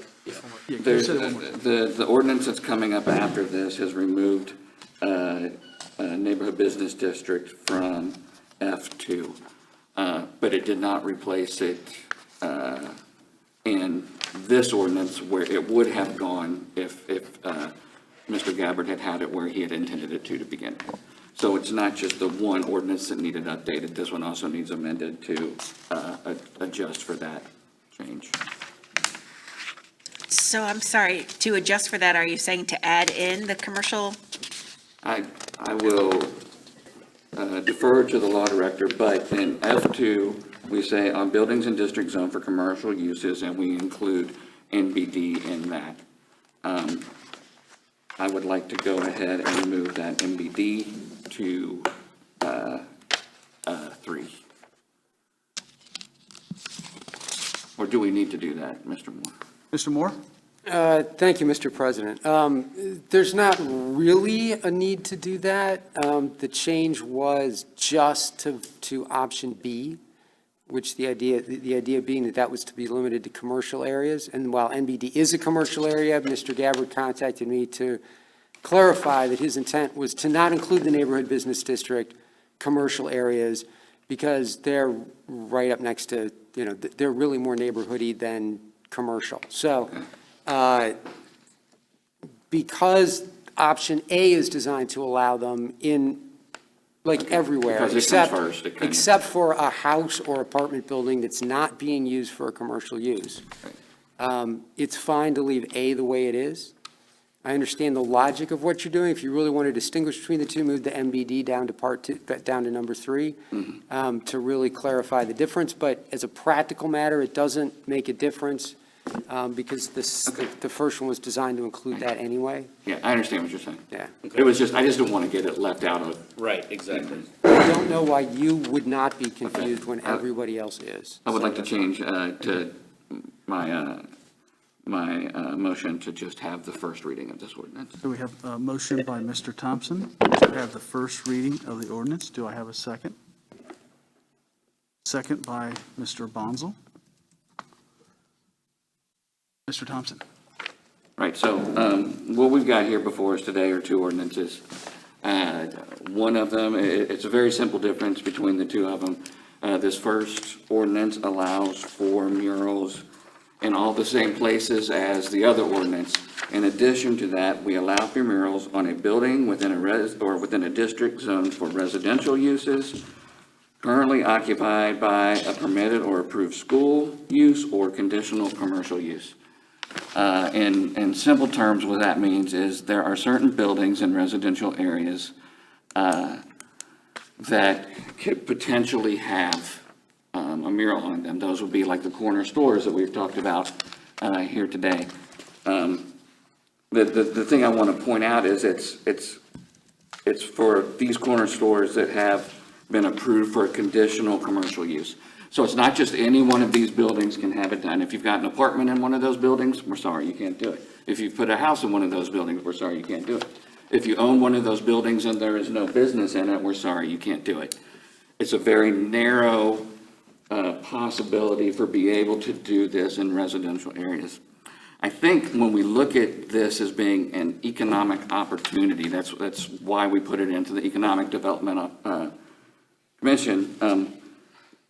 These are the kinds of things that, when we put murals in industrial areas or in already commercial areas, they're not going to broaden economic development like they will if we offer them in these areas, because what this is going to do is allow for people who may be interested in purchasing a building or moving a business to Norwood into one of these small things to say, yes, I do want to rehab that building, and I will be able to attract some extra, a little attention to it by putting a mural on it. So when it comes to economic development, I think this is actually the ordinance that covers off on that better. And as I said, it's a very small subset of residential areas. They're not going to be going up all over the place. But I think that this is, I think this is better because it does open up the possibility of use in these unused properties that we have throughout the city, and hopefully will help bring actual development into some of these areas. Thank you. Thank you, Mr. Thompson. Mr. Bonsall? Thank you, Mr. President. So, you know, I am definitely concerned about kind of how both, you know, how these ordinances have come about tonight, especially, particularly the next one, even though we're going to talk about it. I think they're kind of grouped together because there were certain decisions that were made about kind of how Ordinance A was written based on what we knew about Ordinance B, because every version that we've had in Ordinance B had neighborhood business district included. And even though it was told to me that the intent was always not to allow them in neighborhoods, but that's what we all understood, that Ordinance B, the ordinance, the one I have right here that was in my packet, Ordinance B includes the neighborhood business districts. And frankly, if we're not going to allow, and the reason why I'm talking about down, I think they're linked together. I think it's a joint discussion because we might need to put both of these back into committee. So if we're not going to allow items in neighborhood business districts because they're too close to residential, we might need to take out general business district as well, because most general business district areas border a residential district. And I don't know how we can allow them in general business districts, knowing that residents can see them, but we don't allow them in neighborhood business districts. The change that Mr. Thompson was suggesting in Ordinance A was moving the neighborhood business district down to the residential section. What it does is it says that any property in a neighborhood business district has to have a commercial use to have a mural. Currently, the way that the Ordinance A is written is that any property, residential use or not, if it's in a neighborhood business district, it could have a mural. And so I think that, again, just getting the new Ordinance B 5 minutes before the meeting, and having no time to really think about it, no time to figure out kind of the impacts, you know, it feels, yeah, it's just very concerning to me. But going back to Ordinance A, I am going to support Ordinance A. I truly feel like Ordinance A moves the city forward. But I just have concerns about the process overall. Thank you, Mr. Bonsall. Mr. Garrett? Yes. In regards to this, just so people can be clear, and the Economic Development Committee, as we've gone through this, we decided that we would have two versions, and I was trying to be as clear as could possibly be. The last council meeting, the packets that were in there, those were wrong as well. And I have communication at home that I'd sent an email before then saying, hey, these are not supposed to have any residential in them. So B should have, the whole big difference of this was either is one would allow pretty much across the board, the other one would not allow in residential. That's kind of where we came from. So when these came out, Mr. Moore sent it to me, I think on Wednesday.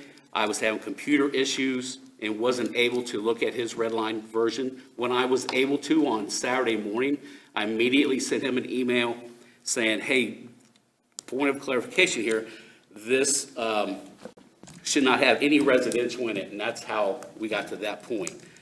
So that's why we have the two versions.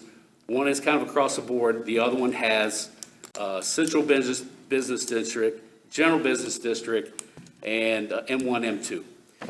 So, but for the purpose of right now we're on A, I will be voting yes to approve the readings. I want us to have the readings. I want people to see both ordinances as we go through, because this will be the next two council meetings as well, second and then the third. So we'll have plenty of time for people to look over the ordinances and ask questions or reach out. So that's the reason. It's not, hey, you said you were going to be against this. No, I want us to have, when we get to the third reading, then there will be a vote on which ordinance you want to go for. But I think it's only fair that we have all three readings of both ordinances, so it's fair to have a vote of up or down on those two. Thank you. Thank you, Mr. Gabbard. Anyone else? Mr. Bonzo? Thank you, Mr. President. I'll just reserve my comments for the next one. Thank you. Thank you, Mr. Bonzo. Yeah. Mr. DiNardo? I was in the same Economic Development Committee you were. I agree with the intent and everything you're trying to say, except for one part. You said across the board. We said in residential area, but they had to have the commercial element. And that's the way it is. I know that it's what it said, it's just, you made a comment that it would be. the way I didn't want someone to think that we were saying the A is good to go. That's not the case, but I know that you were trying to say that. Mr. Gabbard? And I appreciate you pointing that out. I used that in actually a wrong term. And what I was trying to get across is A lists a whole lot more opportunities. I'm with you. Than B. Thank you. I appreciate that. Anyone else?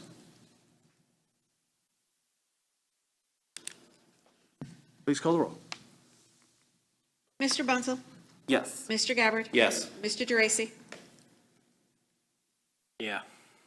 Mr. Kelch? Yeah. Mr. DiNardo? Yes. Mr. Thompson? Yes. All members present voting aye, motion passes. Moving on to item L. Do the first reading. I'm sorry, forgive me.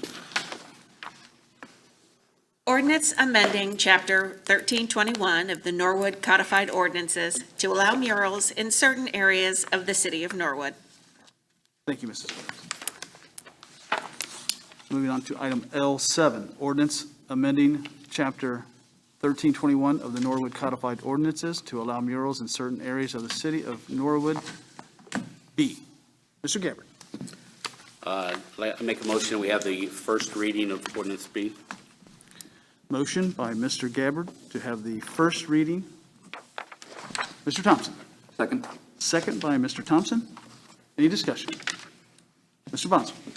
Thank you very much, Mr. President. So, I've got the zoning map pulled up. Anybody online can look at it. Just Google Norwood, Ohio zoning map. And the first link will take you to the zoning map. If you look at the zoning map, purple is neighborhood business district. Blue is the general business district. And I'm sorry for everybody, I would have printed this out tonight if I would have known. And green, yellow, and brown are mostly your residential.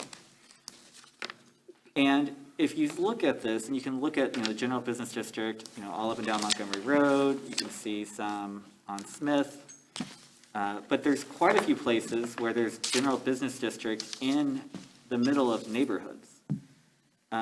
We've got general business district along Ivanhoe, on the east side of Ivanhoe, between Montgomery Road, all the way up to Hopkins Avenue. And there's quite a few houses that are there. If the intent is to not have it on housing or in residential areas, then I almost think that we need to take both these ordinances back to committee and talk about this further. One amendment I'm hoping that potentially we could look at as a compromise is potentially only allowing murals, or if we allow murals in neighborhood business districts, to allow the murals only on buildings that have commercial uses. That severely limits the number of buildings that are in neighborhood business districts today. But the building has to have a commercial use. To me, I thought that was the intent of having A and B, and the reason why we were willing to split up A and B the way that we were is because we knew that neighborhood business districts, in some form were included in both. And so today, again, this is, it's a pretty big change because some of the original people that have been pushing for murals for, the last couple of years, that are in areas where there would be very little impact to, people's houses, are people that are going to be now excluded the way that this change that came to us 5 minutes before the council meeting is showing. And I just think it's just not what we intend, it's not what we talked about at the committee meeting.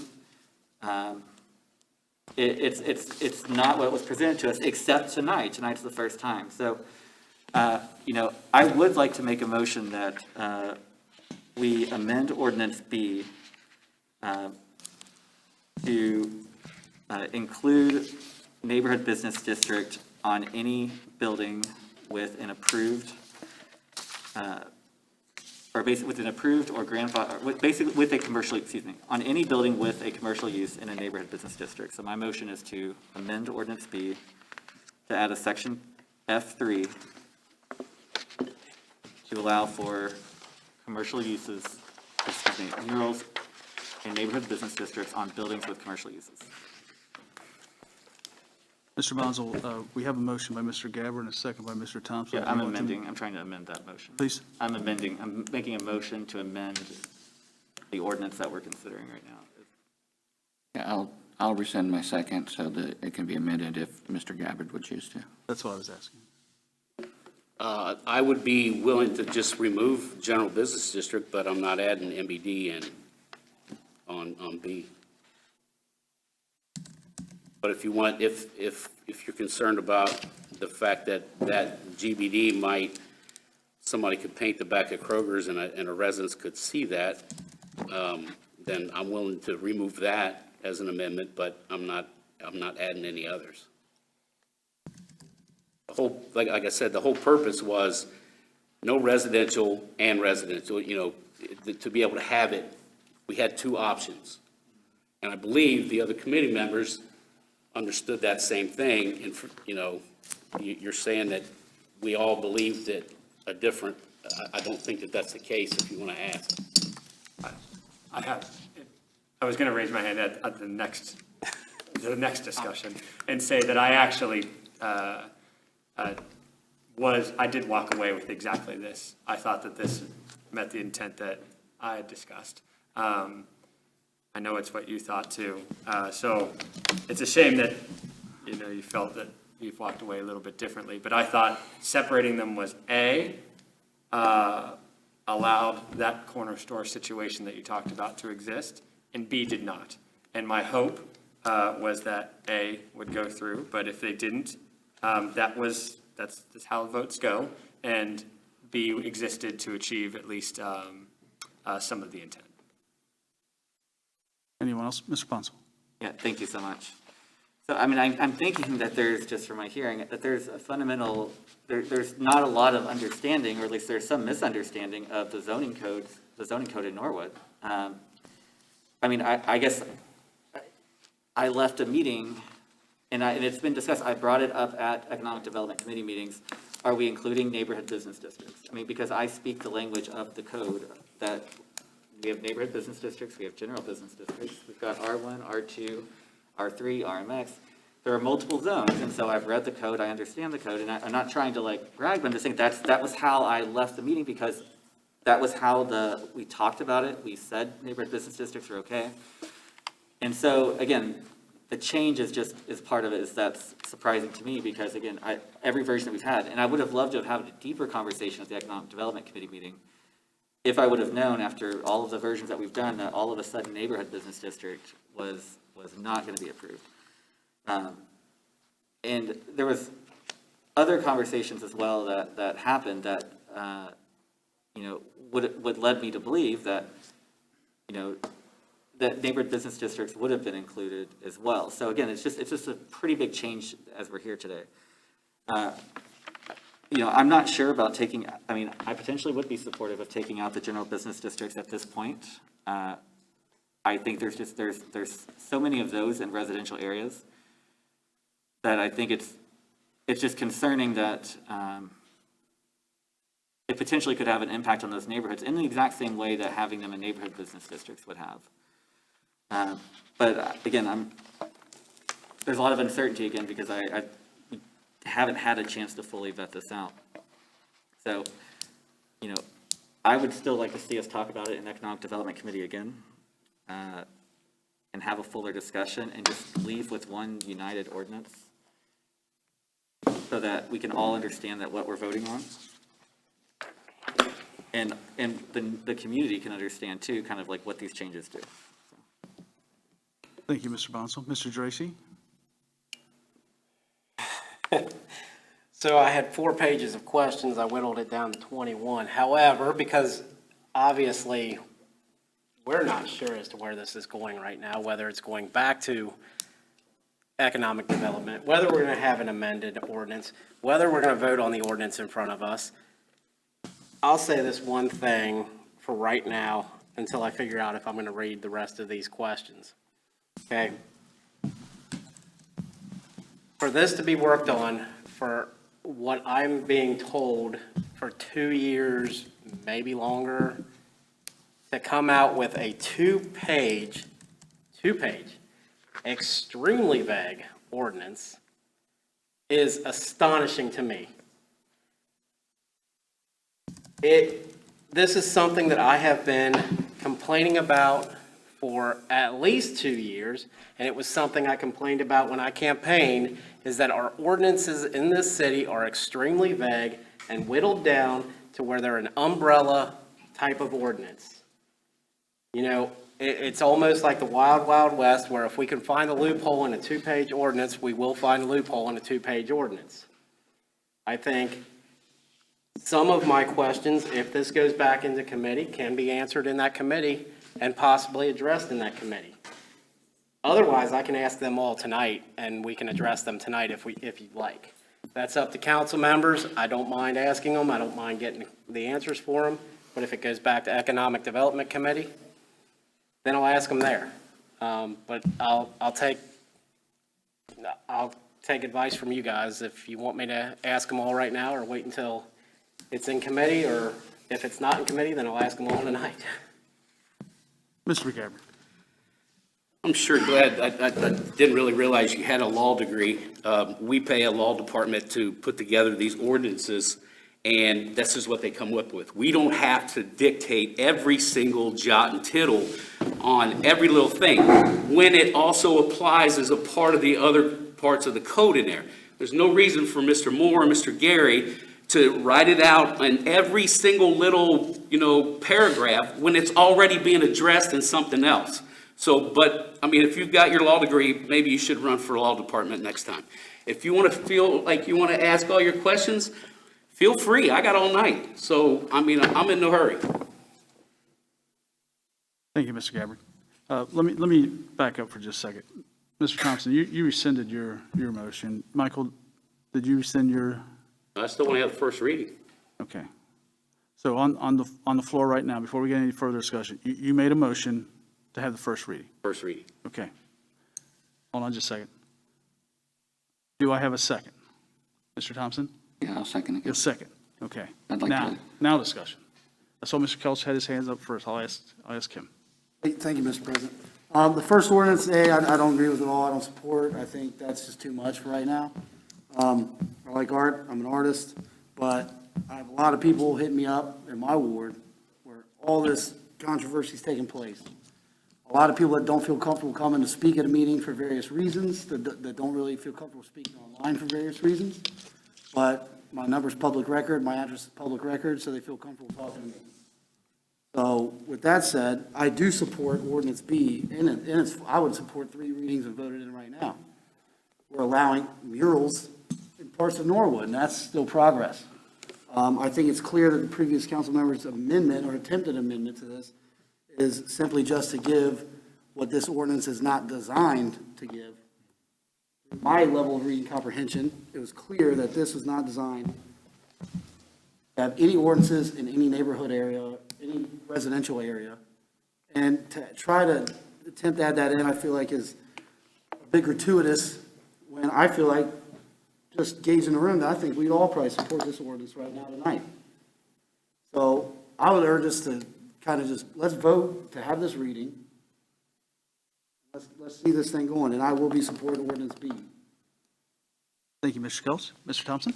Yeah, I just want to say, I do not support putting these ordinances back in committee. Yeah. I think we've talked about them enough. I'm sorry, Mr. Bonsall, that this bit of zoning code is a snag, but I do think in the spirit of what we discussed, it was to separate business from residential and a neighborhood business district, and in my mind, kind of covered, like, whether those corner stores are part of neighborhood business districts or not, it's the same idea. So in my mind, it was that's why I didn't fight having it removed, and why I sort of tried to move it within the first ordinance, because I felt that the first ordinance was where it should be addressed. Leaving it where it was within the first ordinance, it still gets addressed in that ordinance, which is why we didn't do that. So I don't want to put it back. I think we've got two good ordinances with clear delineation of scope, and I think we should just move forward and do a vote or answer questions. Thank you, Mr. Thompson. Mr. Dracy? All right. Mr. Gabbard, I appreciate your comments.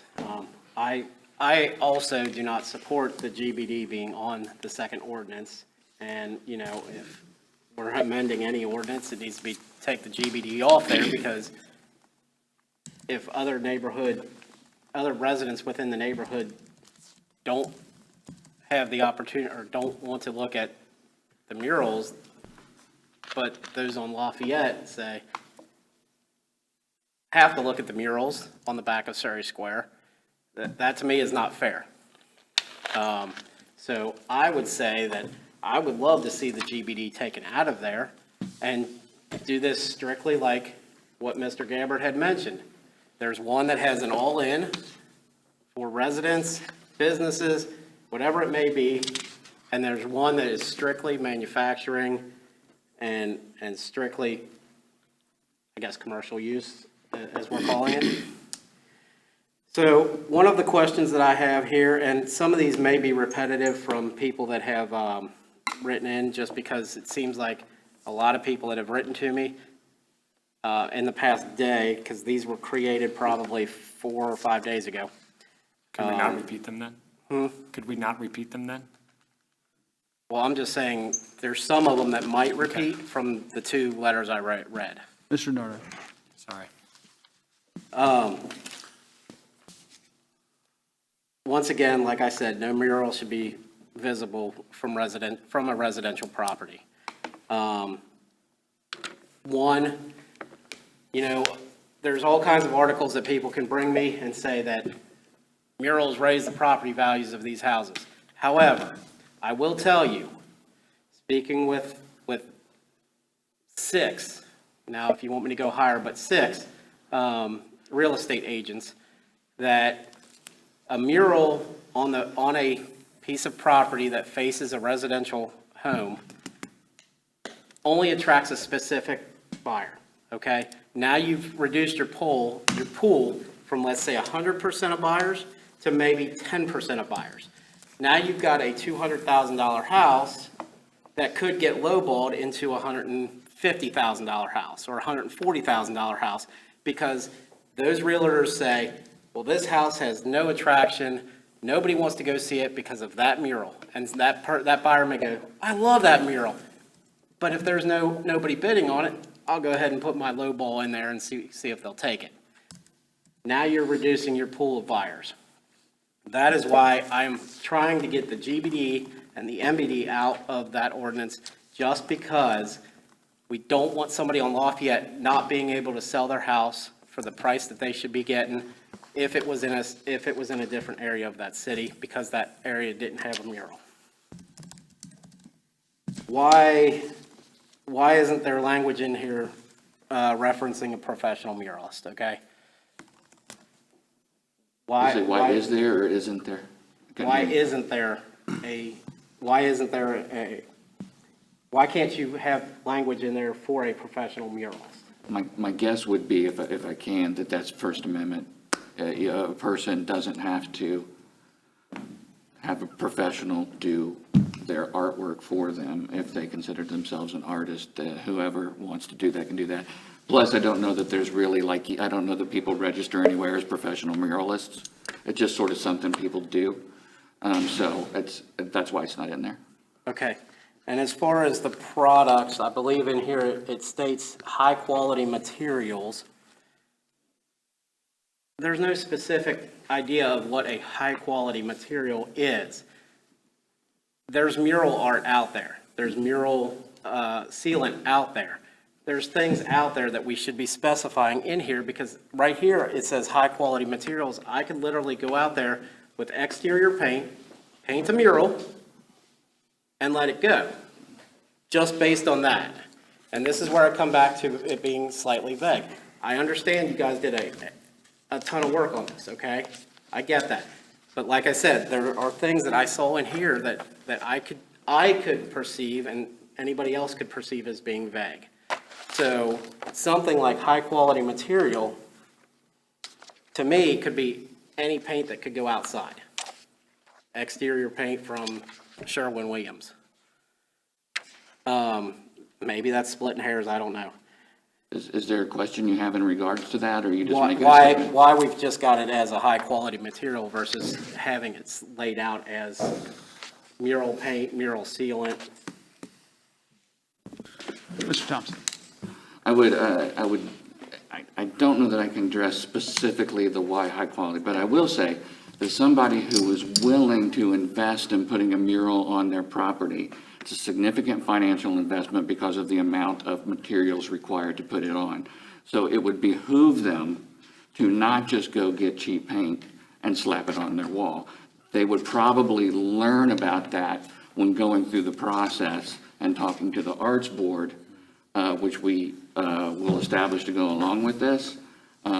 That part of that is also an education process for people who haven't done it. So they'll be there to help suggest those things too. We're not going to specify brands of paint that you have to use to paint your wall any more than we specify brands of paint that residents have to use. So that's why we are assuming that a person deciding to put a mural and make that expense and understanding what it does to their property value to have a good mural and or bad mural and one falling apart or one that is well taken care of will make the decision to use good quality materials. Thank you, Mr. Thompson. Mr. Gabbard, did you have your hand up, sir? No, you did a great job. Mr. Dracy? The other thing I don't see in here are fines or penalties that are laid out. Now, I guess the answer you guys are going to answer to me is, well, that's under the building commission. But why not put something into this ordinance that lays out a specific fine, such as 30 days to repair a mural or remove graffiti, and then $100 a day until it's removed? Any repercussions for not maintaining these murals creates less incentive to actually maintain or repair them. And who's the fine going to be put on, the muralist or the property owner? Mr. Bonsall. Thank you, Mr. President. Just to respond to that, so this is going to be in the overall Chapter 1321. And Chapter 1321.99 is the penalty section of the chapter. This is just amending a small part of the overall chapter. And that says, violation of the provisions of this chapter by any person, including any individual, partnership, firm, or corporation, or failure to comply with any of its requirements, shall constitute a misdemeanor of the first degree. In addition, such person shall pay all costs and expenses involved in the case. Each day such violation continues or occurs after receipt of a violation notice shall be considered a separate offense. The owner or tenant of any building, structure, premise, or part thereof, and any architect, builder, contractor, agent, or other person who commits, participates in, assists in, or maintains such violation may each be found guilty of a separate offense and suffer the penalties herein provided. Nothing herein contained shall prevent the city from taking such other lawful action as is necessary to prevent or remedy any violation. So essentially, this is covered, it is covered, the penalty is covered at the end of chapter 1321. This is just a subsection, so we don't have individual penalties in the subsections. So it's covered under a criminal code, but not a civil code under a fine structure, Moore. correct? Thank you, Mr. President. It's covered in exactly the same way that every other sign, any kind of sign, any commercial sign is covered. So billboards, illuminated signs, sidewalk signs, they're covered by the same penalty provision enforced by the same department. Thank you, Mr. Moore. Oh, he's got the floor. Mr. Tracy? You got 21, 16 more. I'll cut these down a little bit for you guys. The other thing I had highlighted on here was the definition of a mosaic. And the reason that I highlighted that was that I heard a councilman bring up the fact that that plaster could be put on a wall and chipped away to create this mural or this art or this mosaic. But here's my thinking on that, okay? A homeowner can get fined by the building department and forced, I was, when I owned my old house, for chipping paint on one spindle. I was forced to paint the entire spindle, the entire railing, not just the one spindle, but the entire railing, to accommodate that one piece of chipping paint. So if we look at the side of a building that has plaster on it as a mosaic or a mural, how can we not consider that to be chipping or in disrepair, just like we would anything on a residential property? Mr. Thompson? Because this will have gone through the process of applying for and going through the process of being allowed to do a mural.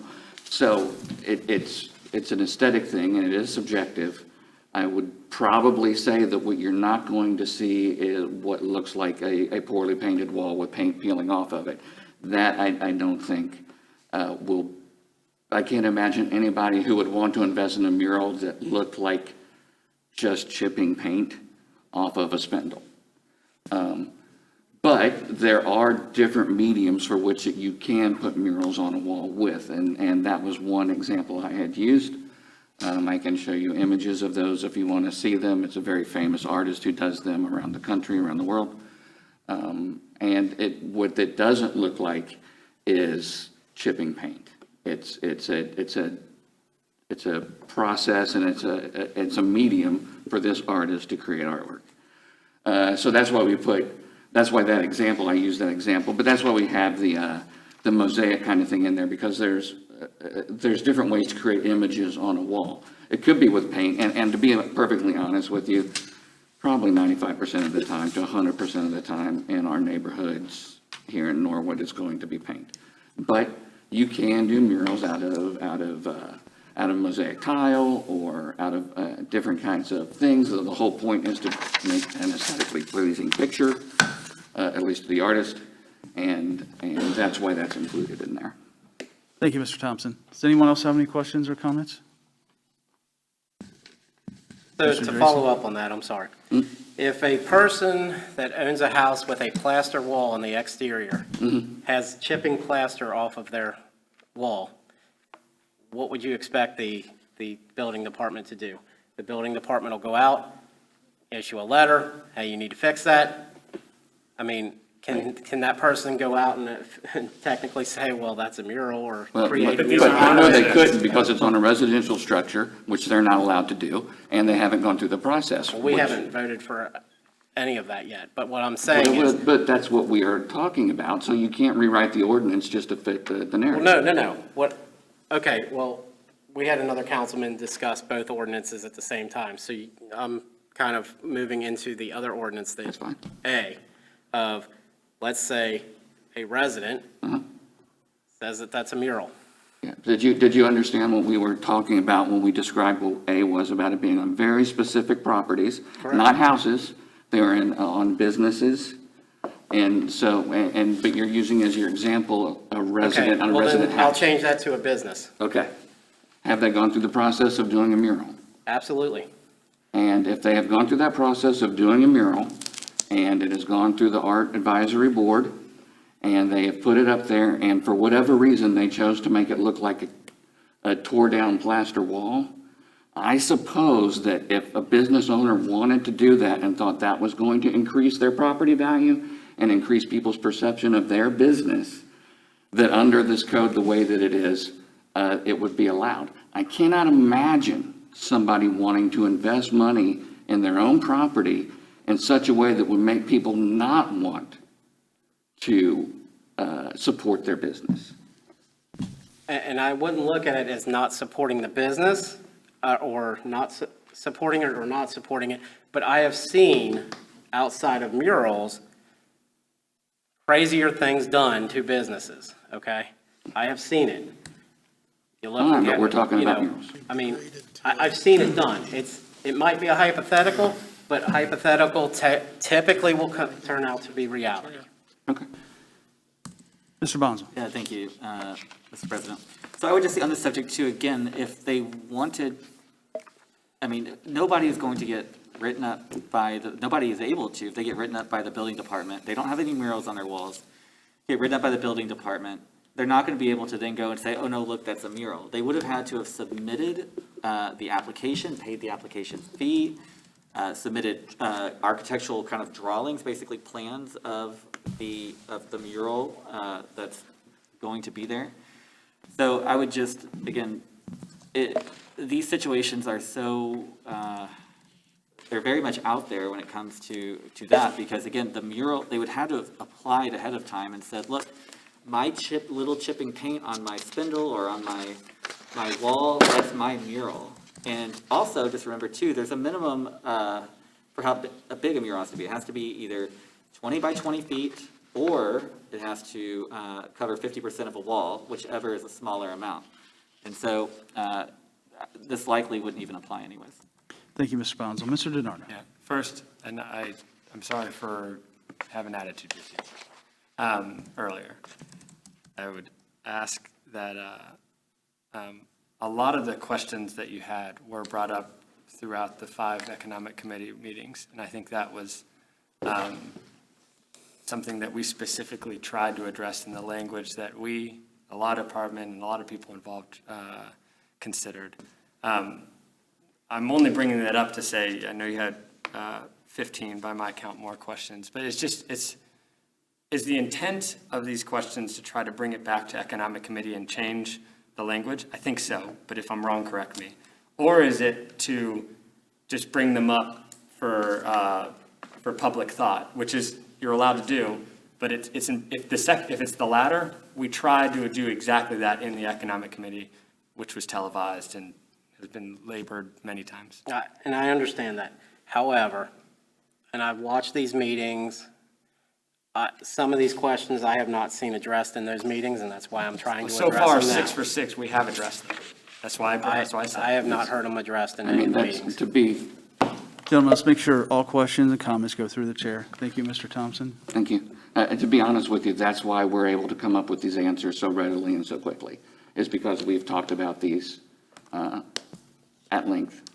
I appreciate the questions, and I'm happy to answer as many more as you got if I possibly can, because I'm not saying they're not valid questions, but I don't want you to think that because this was a short ordinance, and because we seem to have spent a lot of time on this, but to your eyes, it doesn't look like that we did, that these things haven't been thought and addressed. So if we have to answer the questions to ease your mind that these things have actually been thought and addressed, then I am fine to do that. I think so far, we've done, like you said, 6 for 6, pretty well answered questions. And I don't think any of us has said anything that has surprised anybody who has been in the economic committee, or probably people who have sat in on those committee meetings. I'm looking at Pastor Sonny because he's been gracious enough to attend many of them.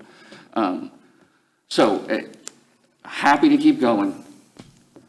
Happy to answer these questions. I would be happy to answer these questions to anybody who wants to email me or talk to me about this. we are all available for that. But keep going. Thank you, Mr. Thompson. Mr. Dracy. To answer Mr. DiNardo's first question, yes, I would like to see a little bit of change on this because I feel like I, myself, or anybody that wasn't on the Economic Development Committee really had no say in this as far as what you guys had spoke about. Jeez. Yeah. Now, I did speak with you, Mr. Gabbard, before this meeting, okay? When I looked at it and said, GBD shouldn't be in there as well because it's still within residential areas, I put up that I was in favor of murals, but I didn't want it seen by any residents. It's out there. If you want to go read it, you can go read it. It says it right there. And again, I have, things like such as that are subjective of, the state of repair of a mural. I could say a mural is in disrepair, and Mr. DiNardo could say that it's not in disrepair, that that's part of the mural. Mr. Thompson could say the same thing. Mr. Gabbard could go up and go, no, I agree, that's in disrepair. So the state of disrepair it's subjective unless it's defined clearly as to what the disrepair is. My question was more, when I said either the first or latter, the first one was, if you want to make a motion to bring it to Economic Committee, you should do that, and then we can see if there's any support for that. That's why I worded it the way I did. Thank you, Mr. DiNardo. Mr. Bonzel? Thank you, Mr. President. Again, I think the ordinance honestly could not be clearer, but before I say that, I do want to defend Mr. Gabbard here. I know that he, if there was any council member that would wanted to attend the committee meeting or to talk with him, I know that he would have been more than happy to have allowed that. We had so much public comment at our economic development meeting, so there's so much opportunity. And the good thing is we still have a month and a half until, or at least a month until we approve this thing, considering we're going to do one reading per council meeting. And then as far as the maintenance, again, they have to submit a plan. So there will be a plan that gets submitted that shows exactly what the mural is. And if the mural looks differently than what the drawing was, there's 3 drawings they have to submit, then it's going to be the responsibility of the owner to upkeep that mural. And it says here too, when we talk about the materials, again, murals shall include high-quality materials, which may include paint or other media appropriate for exterior use, such as tile or mosaic. Materials shall be long-lasting and graffiti-resistant to the greatest extent possible. The reason why we did, I don't think we could project, and as Mr. Thompson said earlier, we can't assign brands of paint to this thing because one, things just change all the time. Things are constantly getting better and quality is getting improved. But the other one is, so having this somewhat general like this also just allows the flexibility so that councils don't have to, in 5 years, authorize the use of this exact type of paint. It's basically made so that it lasts with the times, exactly like the murals that are going to get put up are going to be made for. Thank you. Thank you, Mr. Bonzel. Mr. Tracy? So both Mr. Thompson and Mr. Bonzel brought up the fact that I'm trying to say that we have to put a name brand on a paint. A name or a make, a model, a year. I'm not saying that. I'm saying all I'm looking at is, can we include something that says a mural paint? That's all. I'm not saying we need to go out and get every single make, model, year of paint and say it has to be specifically this. I'm just asking that it be laid out, that it be a mural paint. Because again, a lot of ordinances, no matter how good you think they are, even at laws at the state level, you can find loopholes in anywhere. And I get it. Even me asking that little portion be added, maybe there's a loophole around that I haven't seen. As it was pointed out, I don't have my law degree. Maybe after I finish up nursing, I'll go back and get my law degree.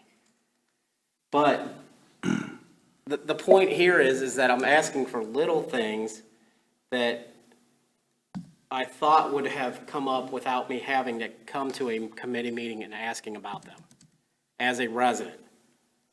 Which Okay? is why, I'm sorry.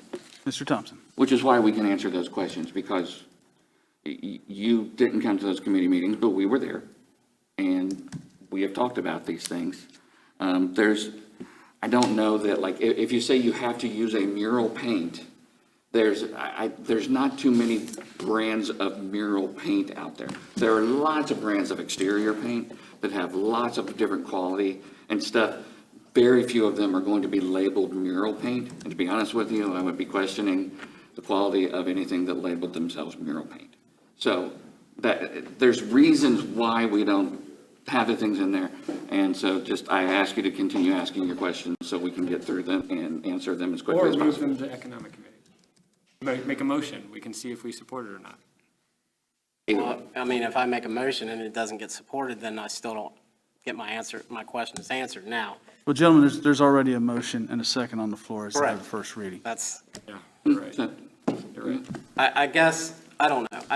The only other thing that I'm really kind of concerned about is the graffiti portion of it. You know, I understand that there's cities out there, I think River Road might be the only one I know of that has the graffiti-resistant paint on the pylons underneath an off-ramp. Did I say River Road? Yeah. I know what you mean. Route 50. So how are you defining, because it seemed a little vague. And I'm not, again, these are no disrespect to anybody, I'm just trying to get clarification on it. Because I believe the sentence states, graffiti resistant to the greatest extent possible. What does that entail? What does that mean? I mean, you have specific paint that resists graffiti. However, I don't think you can put that on top of a mural without covering up the mural, because I think there's only like 2 or 3 colors that actually come in this specific graffiti resistant paint. So, I mean, are we looking to say you have to have it a certain height to keep it graffiti resistant? Are we saying, you know, how are we defining that graffiti resistant to the greatest extent possible? Because again, we come into that little bubble of open up and, you know, bag, I guess. I mean, Mr. Thompson. I'll try to answer. You're right, there are very few things that are graffiti resistant, which is why we said as possible. But there is entirely possible that somebody might decide to graffiti a mural. That you can put, sealers on the thing, like transparent sealer, to try to minimize the harm done to it. You might eventually have to repaint over that. That's just a possibility that could happen. I would say that all walls that don't have anything on them also attract graffiti. It's like graffiti is an issue, and people should clean that up. I have a feeling if somebody's beautiful mural gets graffitied, they're going to want to clean it up as best as they possibly can. That's why we left it that way. Thank you, Mr. Thompson. Any further discussion? Mr. President. Mr. Moore?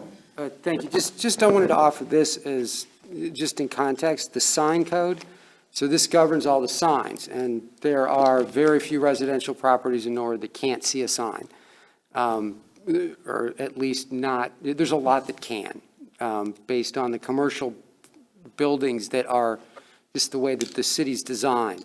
In terms of signs, and this covers all the different kinds of signs you can have in Norwood. It says in the sign code in 1320-105, signs shall be constructed of durable material capable of withstanding continuous exposure to the elements and conditions of the urban environment.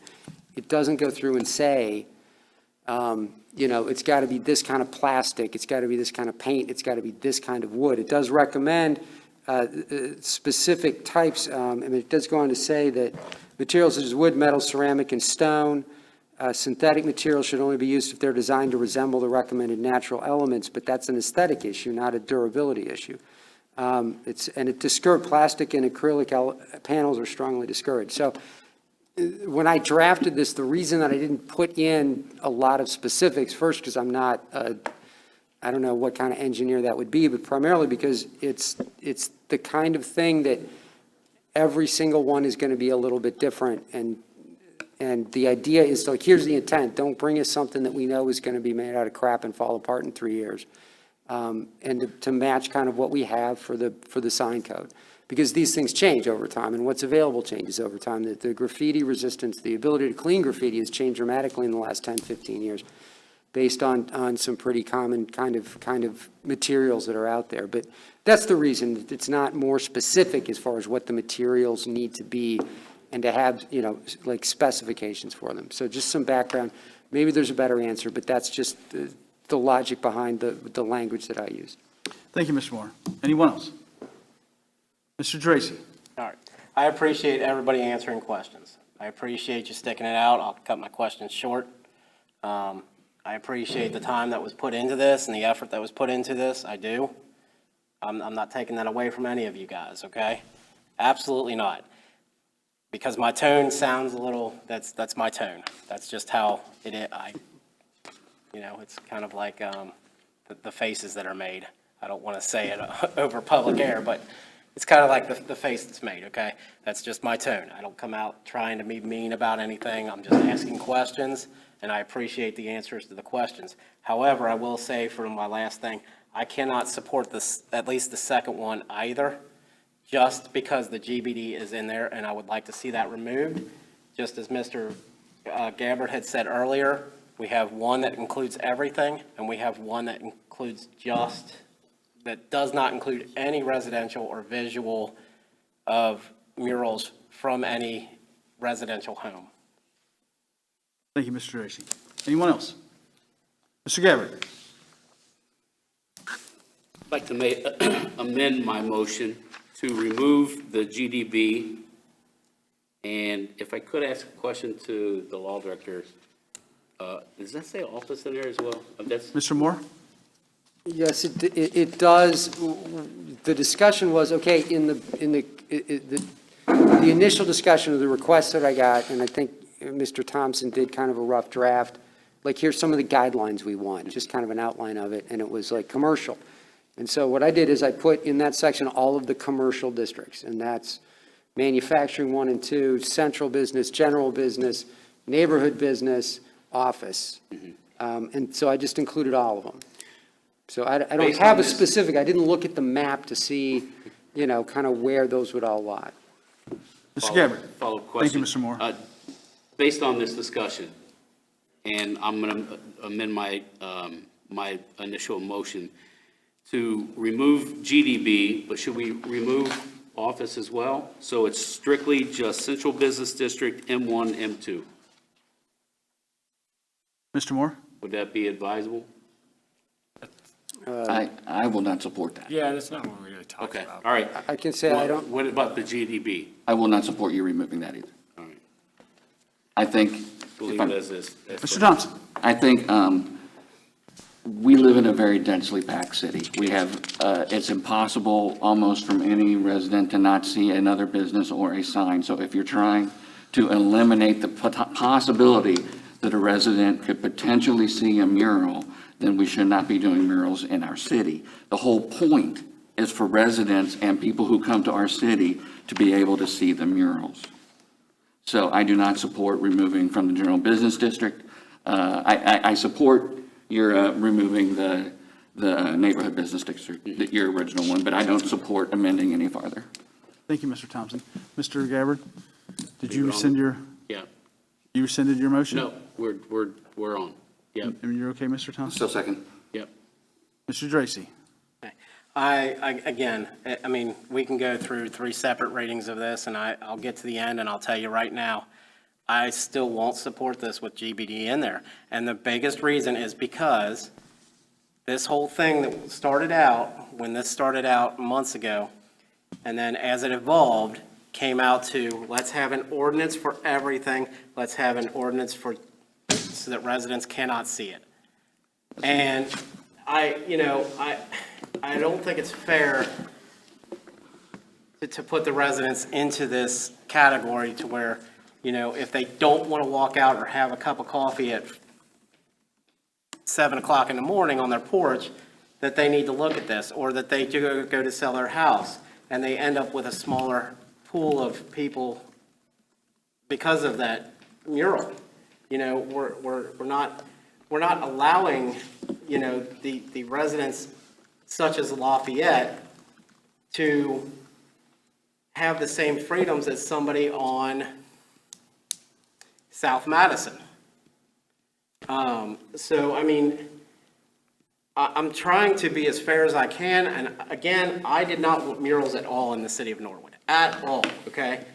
I heard from one side, I heard from the other side. I'm trying to come into the middle here, where I've got residents, especially on Lafayette, that don't agree with the GBD because they don't want to they don't want to come out and see it. They don't want to try to sell their house with that there. And they're not held under the same, I guess, umbrella as those on South Madison or South Jefferson, to where those people over there don't have to worry about these murals because they don't have any of that general business district around them. And, you know, again, I could support this ordinance if the GBD is out. I don't know how anybody else really feels other than what's been discussed here, and I've kind of got a feeling of how it's going. But again, I think we need to try and be as fair as possible. That's the only reason I'm asking for the GBD to be removed, is to try and be as fair as possible. Thank you, Mr. Geraci. Mr. Gabbard. I'd like to comment on the statement that, you know, the discussion was about residents being able to see from their residence. That was never part of this discussion, never. But yet you say you watched our show, our show. It seemed like it was a show at times. But the councilman says he watched our meetings. The thing was, keep it out of residential. I dare say there's a place in Norwood, unless you put it on the backside of one of the buildings on Highland Avenue, that you're not going to be able to see something from a resident's home somewhere, or apartment, or whatever. So they're going to be seen from a residential. My thing was to try to keep them out of the residential area. But there's going to be occasions where you can still see it. And so that's what the differentiation was. It wasn't about not being able to see it from a residential. It was to keep it out of technically the residential areas. Thank you, Mr. Gabbard. Mr. Bonsall. Thank you so much, Mr. President. One, I just want to remind council members that, just remind everybody that, I mean, there can be motions made while a substantive motion, the motion for the reading is here. I mean, we can vote to end debate. We can vote to it. We can make a motion to adjourn. We can make a motion to suspend the rules of council. There's like 12 of them that we can do while we're here. So I just want to be really clear that there can be multiple motions on the floor, and one motion could be to amend a motion that's out there. So it seemed like there was some confusion earlier. I just want to clear that up, and I'm getting all of this directly from the rules of council. The other item, I will say that Mr. Geraci makes compelling arguments, because there's a ton of housing in general business district and even in office district. And I just don't know how much we've all reviewed the zoning map to actually understand, like, if we don't want them in any neighborhoods at all, because that's why we took neighborhood business district out, even though we could have amended it to include only commercial buildings. Well, we're doing a disservice then by including the general business district, because there's people that can just put up whatever they want on a single family house. And we had talked about that. The intent of this wasn't to do that. So, it's pretty, and to me, in my opinion, there's still a lot of misunderstanding here. In the fact that we're trying to segment out districts like this, it's being very imperfect, because there's some people that are getting left out, and then there's other people that probably shouldn't be included that are going to be included the way that the ordinance is written. So I'm going to vote no on the reading, but I do think that it needs more work before we consider it. Thank you. Thank you, Mr. Bonsall. Any further discussion? Please call the roll. Mr. Bunzel? No. Mr. Gabbard? Yes. Mr. Geraci? Yes. Mr. Kelch. Yes. Mr. DiNardo. Yes. Mr. Thompson. Yes. Yeah. All members present? We have 5 ayes, 1 no. Motion passes. We have the first reading. Ordinance amending Chapter 1321 of the Norwood Codified Ordinances to allow murals in certain areas of Norwood. Thank you, Mrs. Williams. Moving on to item L8, ordinance authorizing the mayor or safety service director to purchase an ambulance with an upgraded patient care compartment with air filtration and sterilization capabilities necessary to mitigate exposure of coronavirus and other airborne diseases and declaring an emergency. Mr. DiNardo. Yep. I'd like to have all 3 readings, please. Motion by Mr. DiNardo to have all 3 readings. Mr. Gabbard? Second the motion. Second by Mr. Gabbard. Any discussion, Mr. DiNardo? Yep. I'd actually like the mayor to correct the date. I had it in a text, it was October 15th, in which we had to have purchase requisitions. Was that correct? Mr. Mayor? That's correct. The date is October 15th, that it has to be, that all of those requisitions have to be completed. I put October 1st to give us a little bit of time. Cool. To make sure. I just wanted people to know. Correct. And the intent, and I'd like you to follow on, please, is to, I guess, exhaust the Corona Fund in a way that best supports our city. And the ambulance felt like the best way to do that, because one, well, we're gonna need one anyway next year. And two, all the other uses of funds wouldn't come close to the hundreds of thousands that we have in there. So there was a very prescribed way that we could apply to qualify the use of funds, and this feels like it would meet the need. But do you want to follow on, please? Mr. Mayor? It does not exhaust the funds that we have. We will No, it's still- like 400,000. We'll still end up sending money back, but this was a way, and is a way, to improve the passenger transport that we have, improve our crew safety, and bring in another asset to the city to battle coronavirus and other airborne diseases that could potentially come along. Thank you, Mr. Mayor. Mr. Gabbard? I'd like to ask the fire chief to come up and just give us a lowdown on this particular ambulance, if he would. Just give it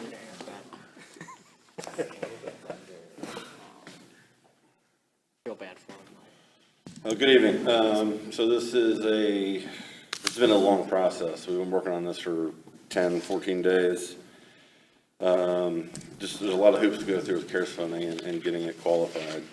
Initially, what we were trying to do is actually manufacture another unit, and in doing so, our units now are pretty base spec, so getting one that's on the line and doing it to our basic spec additions is pretty easy. We found one on the line, but it would not come in until mid-January, so that would make that expenditure not applicable to CARES funds. So what we've done is we've done a nationwide search looking for a wheeled coach that best matches what we have, and found one in New York. Almost identical. We're gonna have to do a couple things to it. We're gonna have to do some additions to it, minor stuff. We should have it, and we will definitely complete the purchase and have it in hand way before the December 30th timeline that's required by CARES funds. Thank you, Chief. Mr. Gabbard? Yeah, Chief, great job again on being able to find something in such a short amount of time to be able to fit this need and to be able to use that. How does that play in our numbers as far as our complement? So basically we run 2 ambulances staff, and we keep a 3rd in reserve. So with the FRP last year, we purchased a new ambulance. We've got it actually at the dealer right now. I'm having a couple upgrades done to it to mirror what we're doing with this possible purchase. In terms of the UV filtration, the HVAC, we're adding that in now. It was just something we never really ever thought about. We never had a need for it. And with the COVID issue, it made a lot of sense. It upgrades the patient compartment air immensely. So we're having that done to that. So this will put us, basically, we have 3 units that are all above, they'll all be within 2018 or newer. It will allow us to rotate our ambulances through a regular maintenance cycle, whereas there's been a number of times where we have our 2018 in service and the other 2 are out of service with mechanical, which puts a stress on the fire equipment then. So it's a long-standing issue. You know, our next ambulance purchase, to be clear, was scheduled for '24 within the capital plan. I would recommend that maintains there, but we'll have a really good idea if we're able to do this, cycle those 3 ambulances in the next, I'd say we'd have a really good idea maintenance-wise in the 18-month period. It standardizes fleet, it standardizes parts, we'll have the same units across the board. Thank you, Chief. Mr. Gabbard? If you could just let the folks at home know about how many EMS runs that we do in a year, just so they get a feel of why we need 3 and to put on a rotation like that. Sure. So, just spitballing, I don't have the numbers from me, but I'm pretty familiar with them. You know, the fire department does about well over 5,000 emergency runs a year. 70% of our run volume is EMS, so we'll call that 3,300.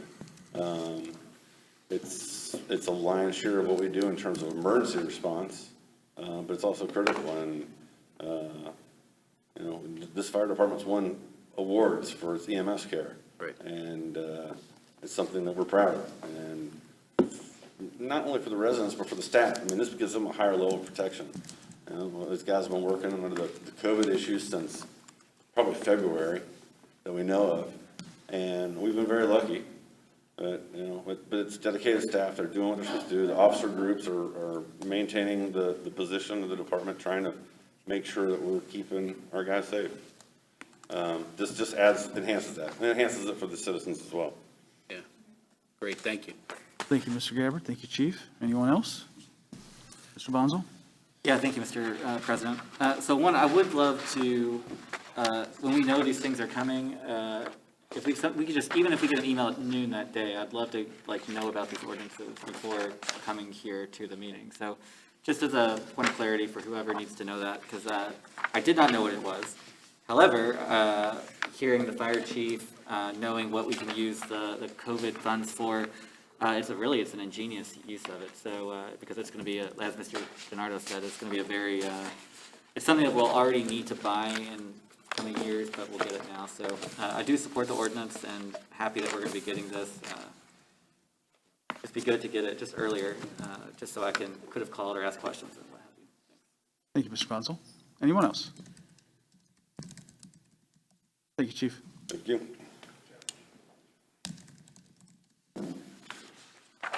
We have a motion by Mr. DiNardo, second by Mr. Gabbard. Please call the roll. Mr. Bonzo? Yes. Mr. Gabbard? Yes. Mr. Geraci? Yes. Mr. Kelch? Yes. Mr. DiNardo? Yes. Mr. Thompson? Yes. All members present voting aye, the motion passes. May we have all 3 readings, Mrs. Williams?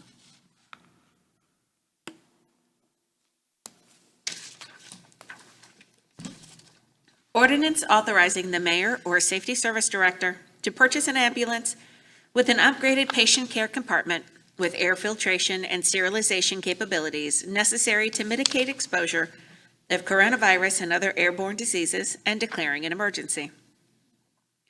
Ordinance authorizing the mayor or safety service director to purchase an ambulance with an upgraded patient care compartment with air filtration and sterilization capabilities necessary to mitigate exposure of coronavirus and other airborne diseases and declaring an emergency. Ordinance authorizing the mayor or safety service director to purchase an ambulance with an upgraded patient care compartment with air filtration and sterilization capabilities necessary to mitigate exposure of coronavirus and other airborne diseases and declaring an emergency.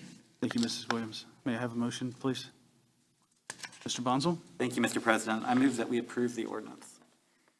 Motion by Mr. Bonzo to approve the ordinance. Mr. Thompson? Second.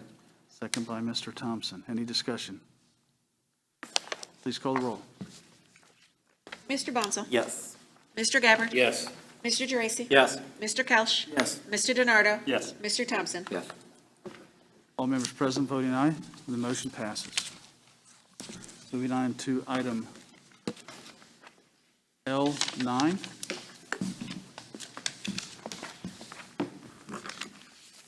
Ordinance authorizing mayor or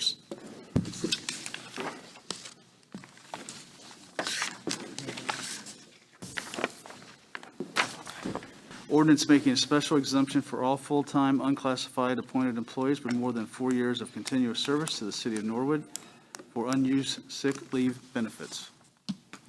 Mr. Bonzo? Thank you, Mr. President. I would move that we have all three readings of this ordinance tonight. Motion by Mr. Bonzo to have all three readings. Mr. DiNardo? Second by Mr. DiNardo. Any discussion? Mr. Bonzo?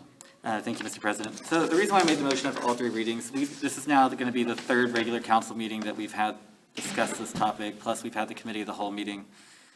It does take all of us to vote for it, but it just gets it off our plate and gets it done. We know this is preferred by the mayor, and also just remember, we can still, a person can still vote for this ordinance, to vote to do the readings, and then vote against the ordinance, just so that, we can move on. It's just acknowledging that, look, I think we've beat this thing to death at this point. We've got a good ordinance here, we can get it done with and move on. Thank you. Thank you, Mr. Bonzo. Any further discussion? Please call the roll. Mr. Bunzel? Yes. Mr. Gabbard? Yes. Mr. Geraci? Yes. Mr. Kelch? Yes. Mr. DiNardo? Yes. Mr. Thompson? Yes. All members present voting aye. Motion passes. We have all three readings. Ordinance making a special exception for all full-time unclassified appointed employees with more than 4 years of continuous service to the city of Norwood for unused sick leave benefits. Ordinance making a special exception for all full-time unclassified appointed employees with more than 4 years of continuous service to the city of Norwood for unused sick leave benefits. Ordinance making a special exception for all full-time unclassified appointed employees with more than 4 years of continuous service to the city of Norwood for unused sick leave benefits. Thank you, Mrs. Williams. Mr. Bonzo? Thank you, Mr. President. I move that we pass the ordinance. Motion by Mr. Bonzo. May I have a second? Mr. DiNardo?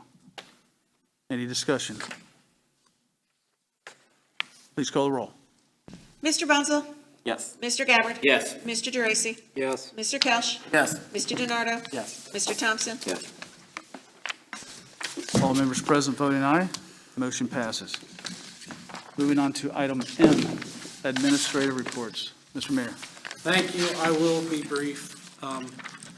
Couple of things. One is there, later on, I'll steal the Safety Service Director's thunder. Later on, he has a letter, and hopefully you can receive and file it as I've read.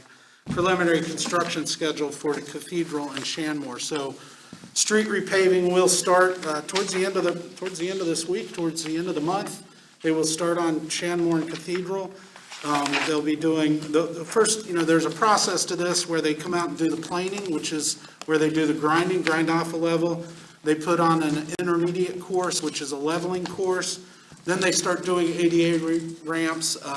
They do some full depth restoration if they need to.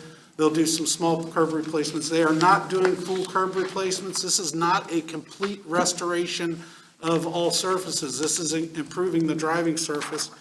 And then the asphalt surface should be on there by November. We should have fresh, clean asphalt on all of those, both of those streets. The paving that is going to be completed on Indian Mound, Sheridan, Wakefield up there, that is a different monster. It's a much larger project. It is still on track to be approved and hopefully get started on it this year. So we'll see. We are still working to move forward on that. The Financial Recovery Commission meets tomorrow. The President and I will be at the meeting tomorrow during the day, going through the finances. We continue that process. We continue to work to get out from under control of that. The Elm Avenue drainage, there was a meeting recently with MSD, with the city engineers, and with the city administration, and it did not go well. The challenges there are that where does that water go when it leaves Norwood? And how much money is it going to cost if it's going to stay in Norwood? And where can those grants, where can that funding come from? MSD recognizes that there's a problem there, but I'm not so sure they're going to work with us very much on it. They haven't did a lot of cooperation with us so far. And it's not all their fault. I mean, been an existing problem that's been there for years and years. They have other things that they're working on. But we've got to really look at how we are going to make a change there. And it's going to be something that we are going to have to really push forward. So there will be more discussion about that later on what are some of the options that our city engineering comes up with that could work. But it's still something that I think everybody left the meeting a little bit disheartened that it didn't go the direction that we had hoped it would. The Board of Health, I wanted to talk about the Board of Health, and I'll just hit on two different things. One is the Board of Health meeting. The recent Board of Health meeting was really eye-opening to me to see the Board of Health and the planning that they do.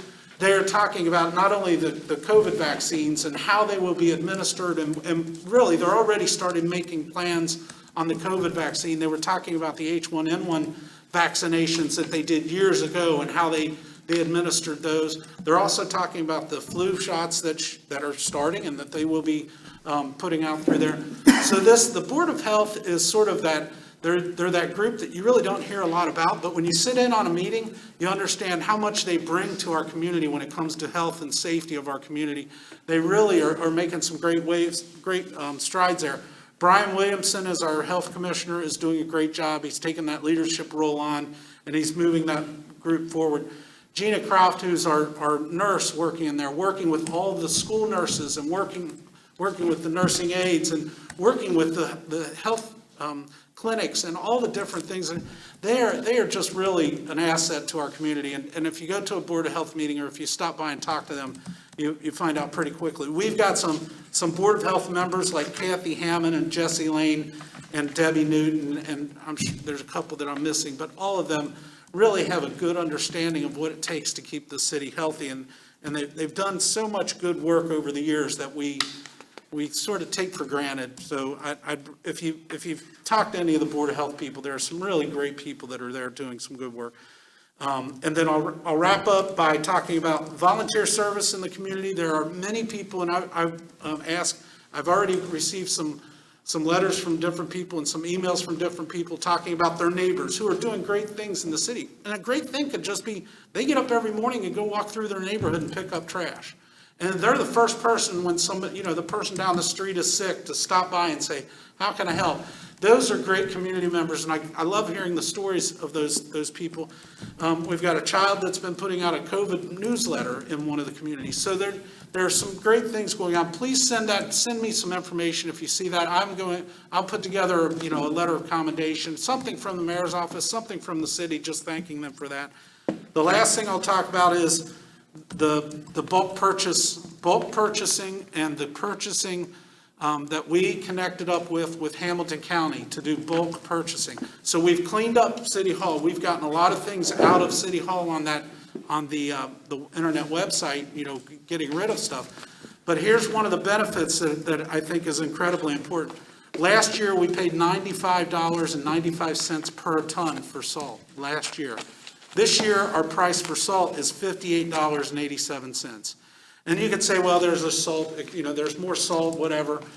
I know that there's a direct correlation between us working and collaborating with other communities and with the county to try to save money. So that is definitely beneficial. And then the last part I'll say is that Clint Zimmerman just finished up his bachelor's degree. So a guy who's worked for the city for over 20 years, has raised his family, he's got some great kids, beautiful wife, and he's been working the whole time to get his bachelor's degree. I can't, it puts bumps up my spine knowing that Clint has done so much in his life, and he is such an inspiration for not just his kids, but for other adults around. So that's what I'll end with. I should end with Waterworks Pool's about to close. We've had one of the best Waterworks pool seasons. We've had some of the best staff down there. Tanya Woodruff has done a really great job at keeping that pool running, keeping things in order. And then the staff, the managers that they've had and the staff, they've done a great job. I'm just, can't speak highly enough about our pool staff this year, our swimming pool. They did a great job. Thank you, Mr. Mayor. Anyone have any questions? Mr. Bonzel? Yeah, thank you so much. So just wanted to address the Elm Avenue Sewer MSD thing. I guess I'm confused. Isn't the solution from 2003 or the proposed solution, isn't that to put some kind of a retention basin in? So I guess I don't understand why they're concerned about the water, because right now the city of Norwood, like Elm Avenue, those houses, they're being used as a retention basin right now.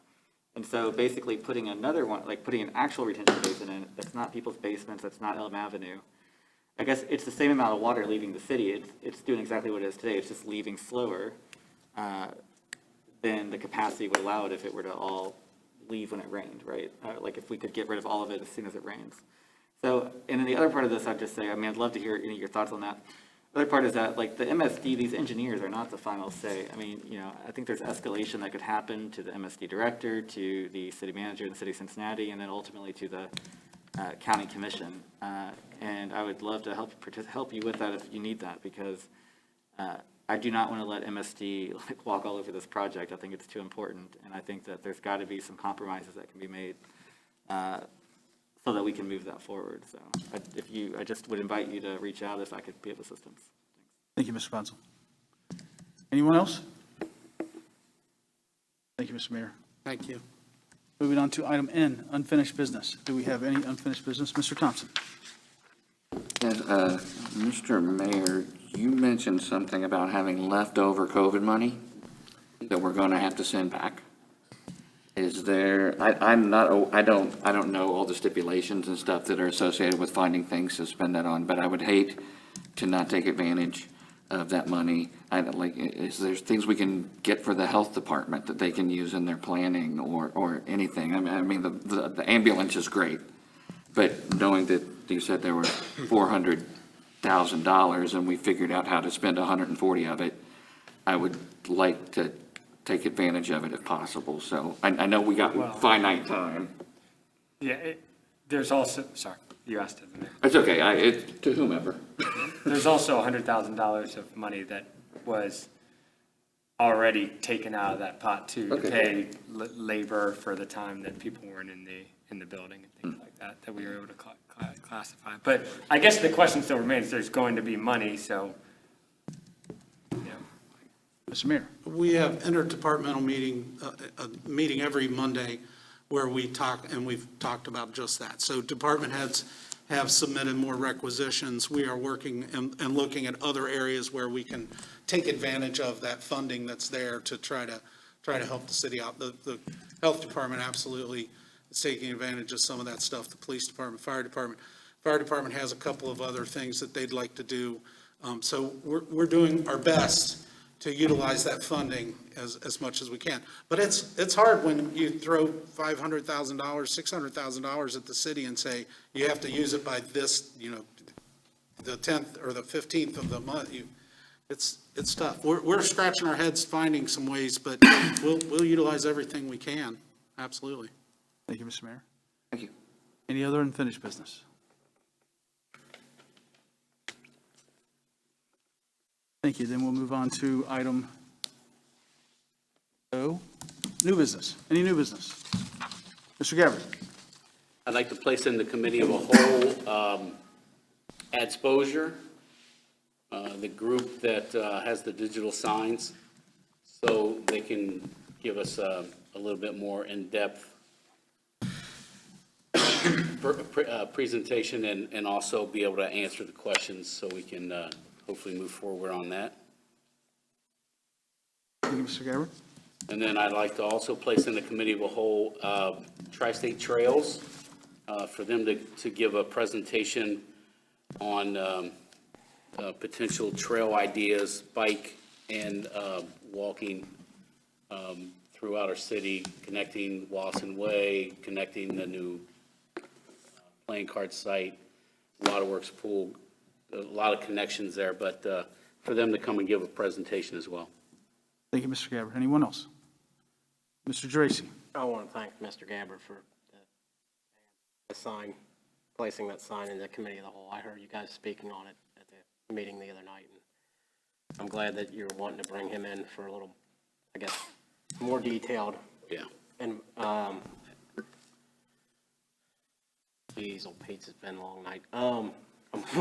More detailed presentation. Information, yeah. Because I know you guys were kind of discussing it a little bit, and I appreciate that Right. bring it in. Thank you, Mr. Dracy. Anyone else? Mr. Kelch? Thank you, Mr. President. So earlier in my committee report, I put out that the lender work's going on there is Fridays from 5 to 8 p.m. out in September. But it's also going to be Saturdays from 9 to 12 in the morning in October. I just wanted to clarify that and put that information out there for those at home that would like to know.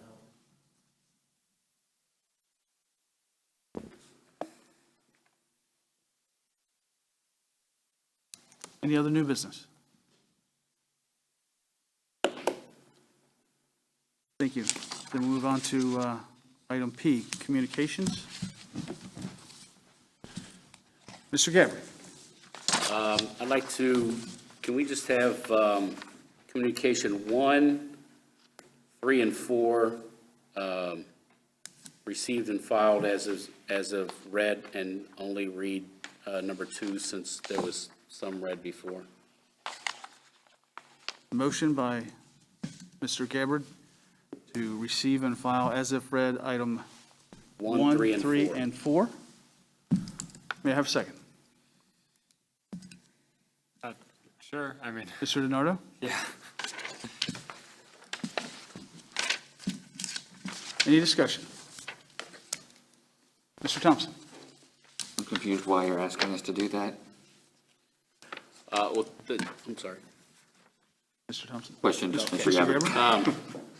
He already, I mean, they're just the basic communications, and then the one is an actual letter that was actually written to the clerk. And since there was ones read before, and this one was actually sent to the clerk, I thought that would be appropriate, that should probably be read. The other ones are just housekeeping kind of communication. Mr. Thompson, Mr. Bonzo. So I guess I'm just curious, like, so if people send, because I mean, like I said, I've got plenty of letters that we could read about murals. So if people send a letter to the clerk of council, we're gonna read it, we're gonna have it on as a communication to read every time? Mr. Gabbard. To be honest, I was more than willing to put all the communications as of read, but since there was some read earlier today, and this person actually, sent it that way, and it was in our packet, it wasn't added, it was already in the packet. That's the only reason I'm asking. No, I hear you. I mean, it just seems to me if we're gonna just receive and file with, as if read, we just do it for all of them. But I mean, it's fine, because I mean, I've read the letter. I think most of us read the letter already, but I think it's fine. Thank you, Mr. Bonzo. I'm okay amending it to all 4 if there's anyone that feels that they'd be cheated or something, but. Mr. DiNardo, you wanted to amend it to? Yeah, I'm asking you, to all 4. Okay, that's fine. yeah, I'll second that. I'll second Cool. that. Yep, let's just leave it. I don't want to pressure. Okay. Any other discussion? Please call the roll. So to be clear, the motion currently is to receive and file as read As if read. items 1, 3, and 4. Okay. Yes, please. All right. Mr. Bunzel? No. Mr. Gabbard? yes. Mr. Geraci? Yes. Mr. Kelch? Yes. Mr. DiNardo? Yes. Mr. Thompson? No. I'm sorry, I didn't hear you, Mr. Bonzo. I voted no. No, okay. All Got me- 2 noes, 4 yeses. All members present, we have 4 ayes, 2 noes. Motion passes. That takes us on to item P2, the letter.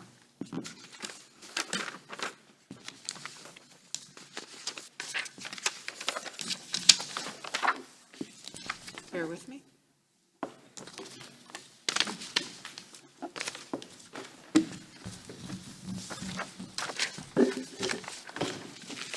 Okay, to members of Norwood City Council, dated September 9th, 2020, murals in the city. Dear members of council, I'm writing in opposition to the council considering changing an ordinance prohibiting murals within the city. The current ordinance prohibits murals is in place because of reasons prior city administrations felt were pertinent and in the city's best interest, as well as the best interest of the residents. Perhaps if the proponents of murals, who seem to be mainly younger residents or newer residents, were to have asked residents who have been here a long time why the ordinance was in place, we would not be here today. First, let me state that I enjoy the murals that Artworks does downtown Cincinnati. There are large expanses of brick and concrete in the downtown Cincinnati area that are conducive to mural art. The murals provide color and vibrancies where there are not opportunities to plant trees and containers of plants. Downtown Cincinnati is also not a residential area per se, so the likelihood of offending one's neighbors is minimal at best. And there is the fact that professionally done murals, such as the ones installed by Artworks, are prohibitively expensive for most. However, the ordinances being considered by this council do not take these caveats into consideration. We have certain ordinances on the books, not to solely squelch creativity, but to keep peace between neighbors in a densely populated area. What your neighbor does to their property does affect your peace of mind, your property value, and if you so choose, your ability to sell your house. The fact that the city cannot dictate the content of murals due to the First Amendment considerations as decided by the courts means that allowing murals opens up a proverbial can of worms, possibly pitting neighbor against neighbor. Even the discussion of this topic has sadly resulted in mudslinging and name-calling on Norwood's social media. Allowing murals presents the real possibility that someone will push the envelope and paint something offensive on their property. For instance, how many of you would like to see a permanent Confederate flag, or something a good number of people find offensive, in your face every day? And what is offensive to one person may not be to another. It would be within the realm of possibility that murals could be used to harass, intimidate, or denigrate a resident or group of residents in a neighborhood, despite reassurances from the pro-mural contingent, because again, the city cannot, by law, dictate mural content. Even the largely toothless proposed mural board would not be able to dictate what murals cannot be painted in the city.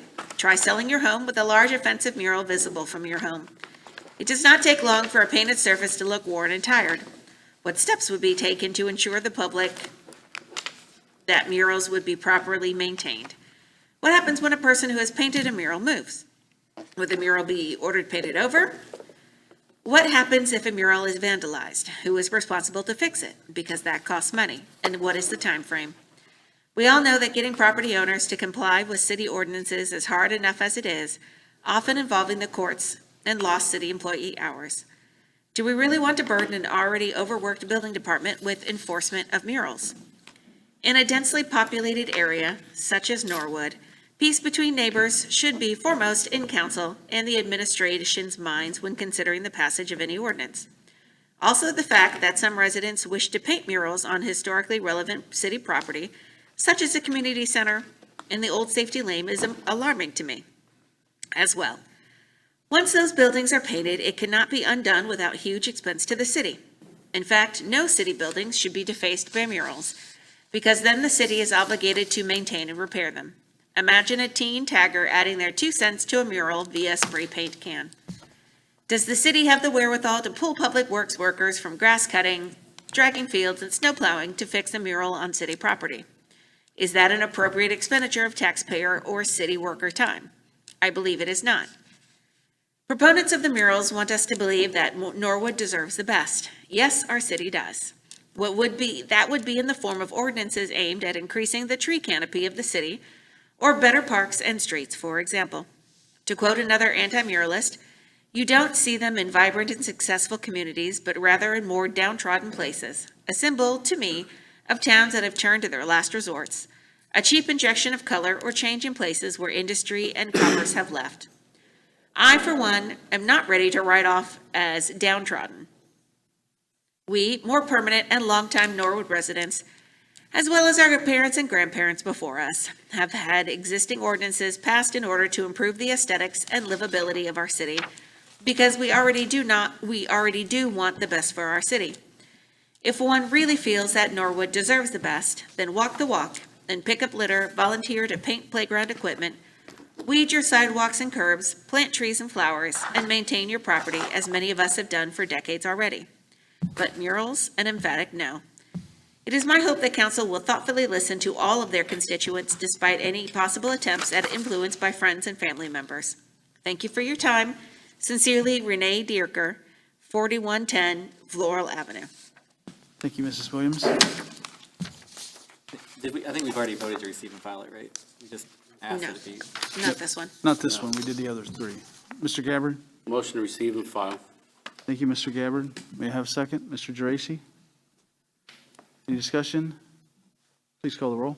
Mr. Bonzel? Yes. Mr. Gabbard? Yes. Mr. Geraci? Yes. Mr. Kelch? Yes. Mr. DiNardo? Yes. Mr. Thompson? Yes. All members present voting aye, motion passes. Brings us to item Q, excuse absent members. Mr. Bonzel. I move we excuse the absent member. Motion by Mr. Bonzel to excuse absent members. May I have a second?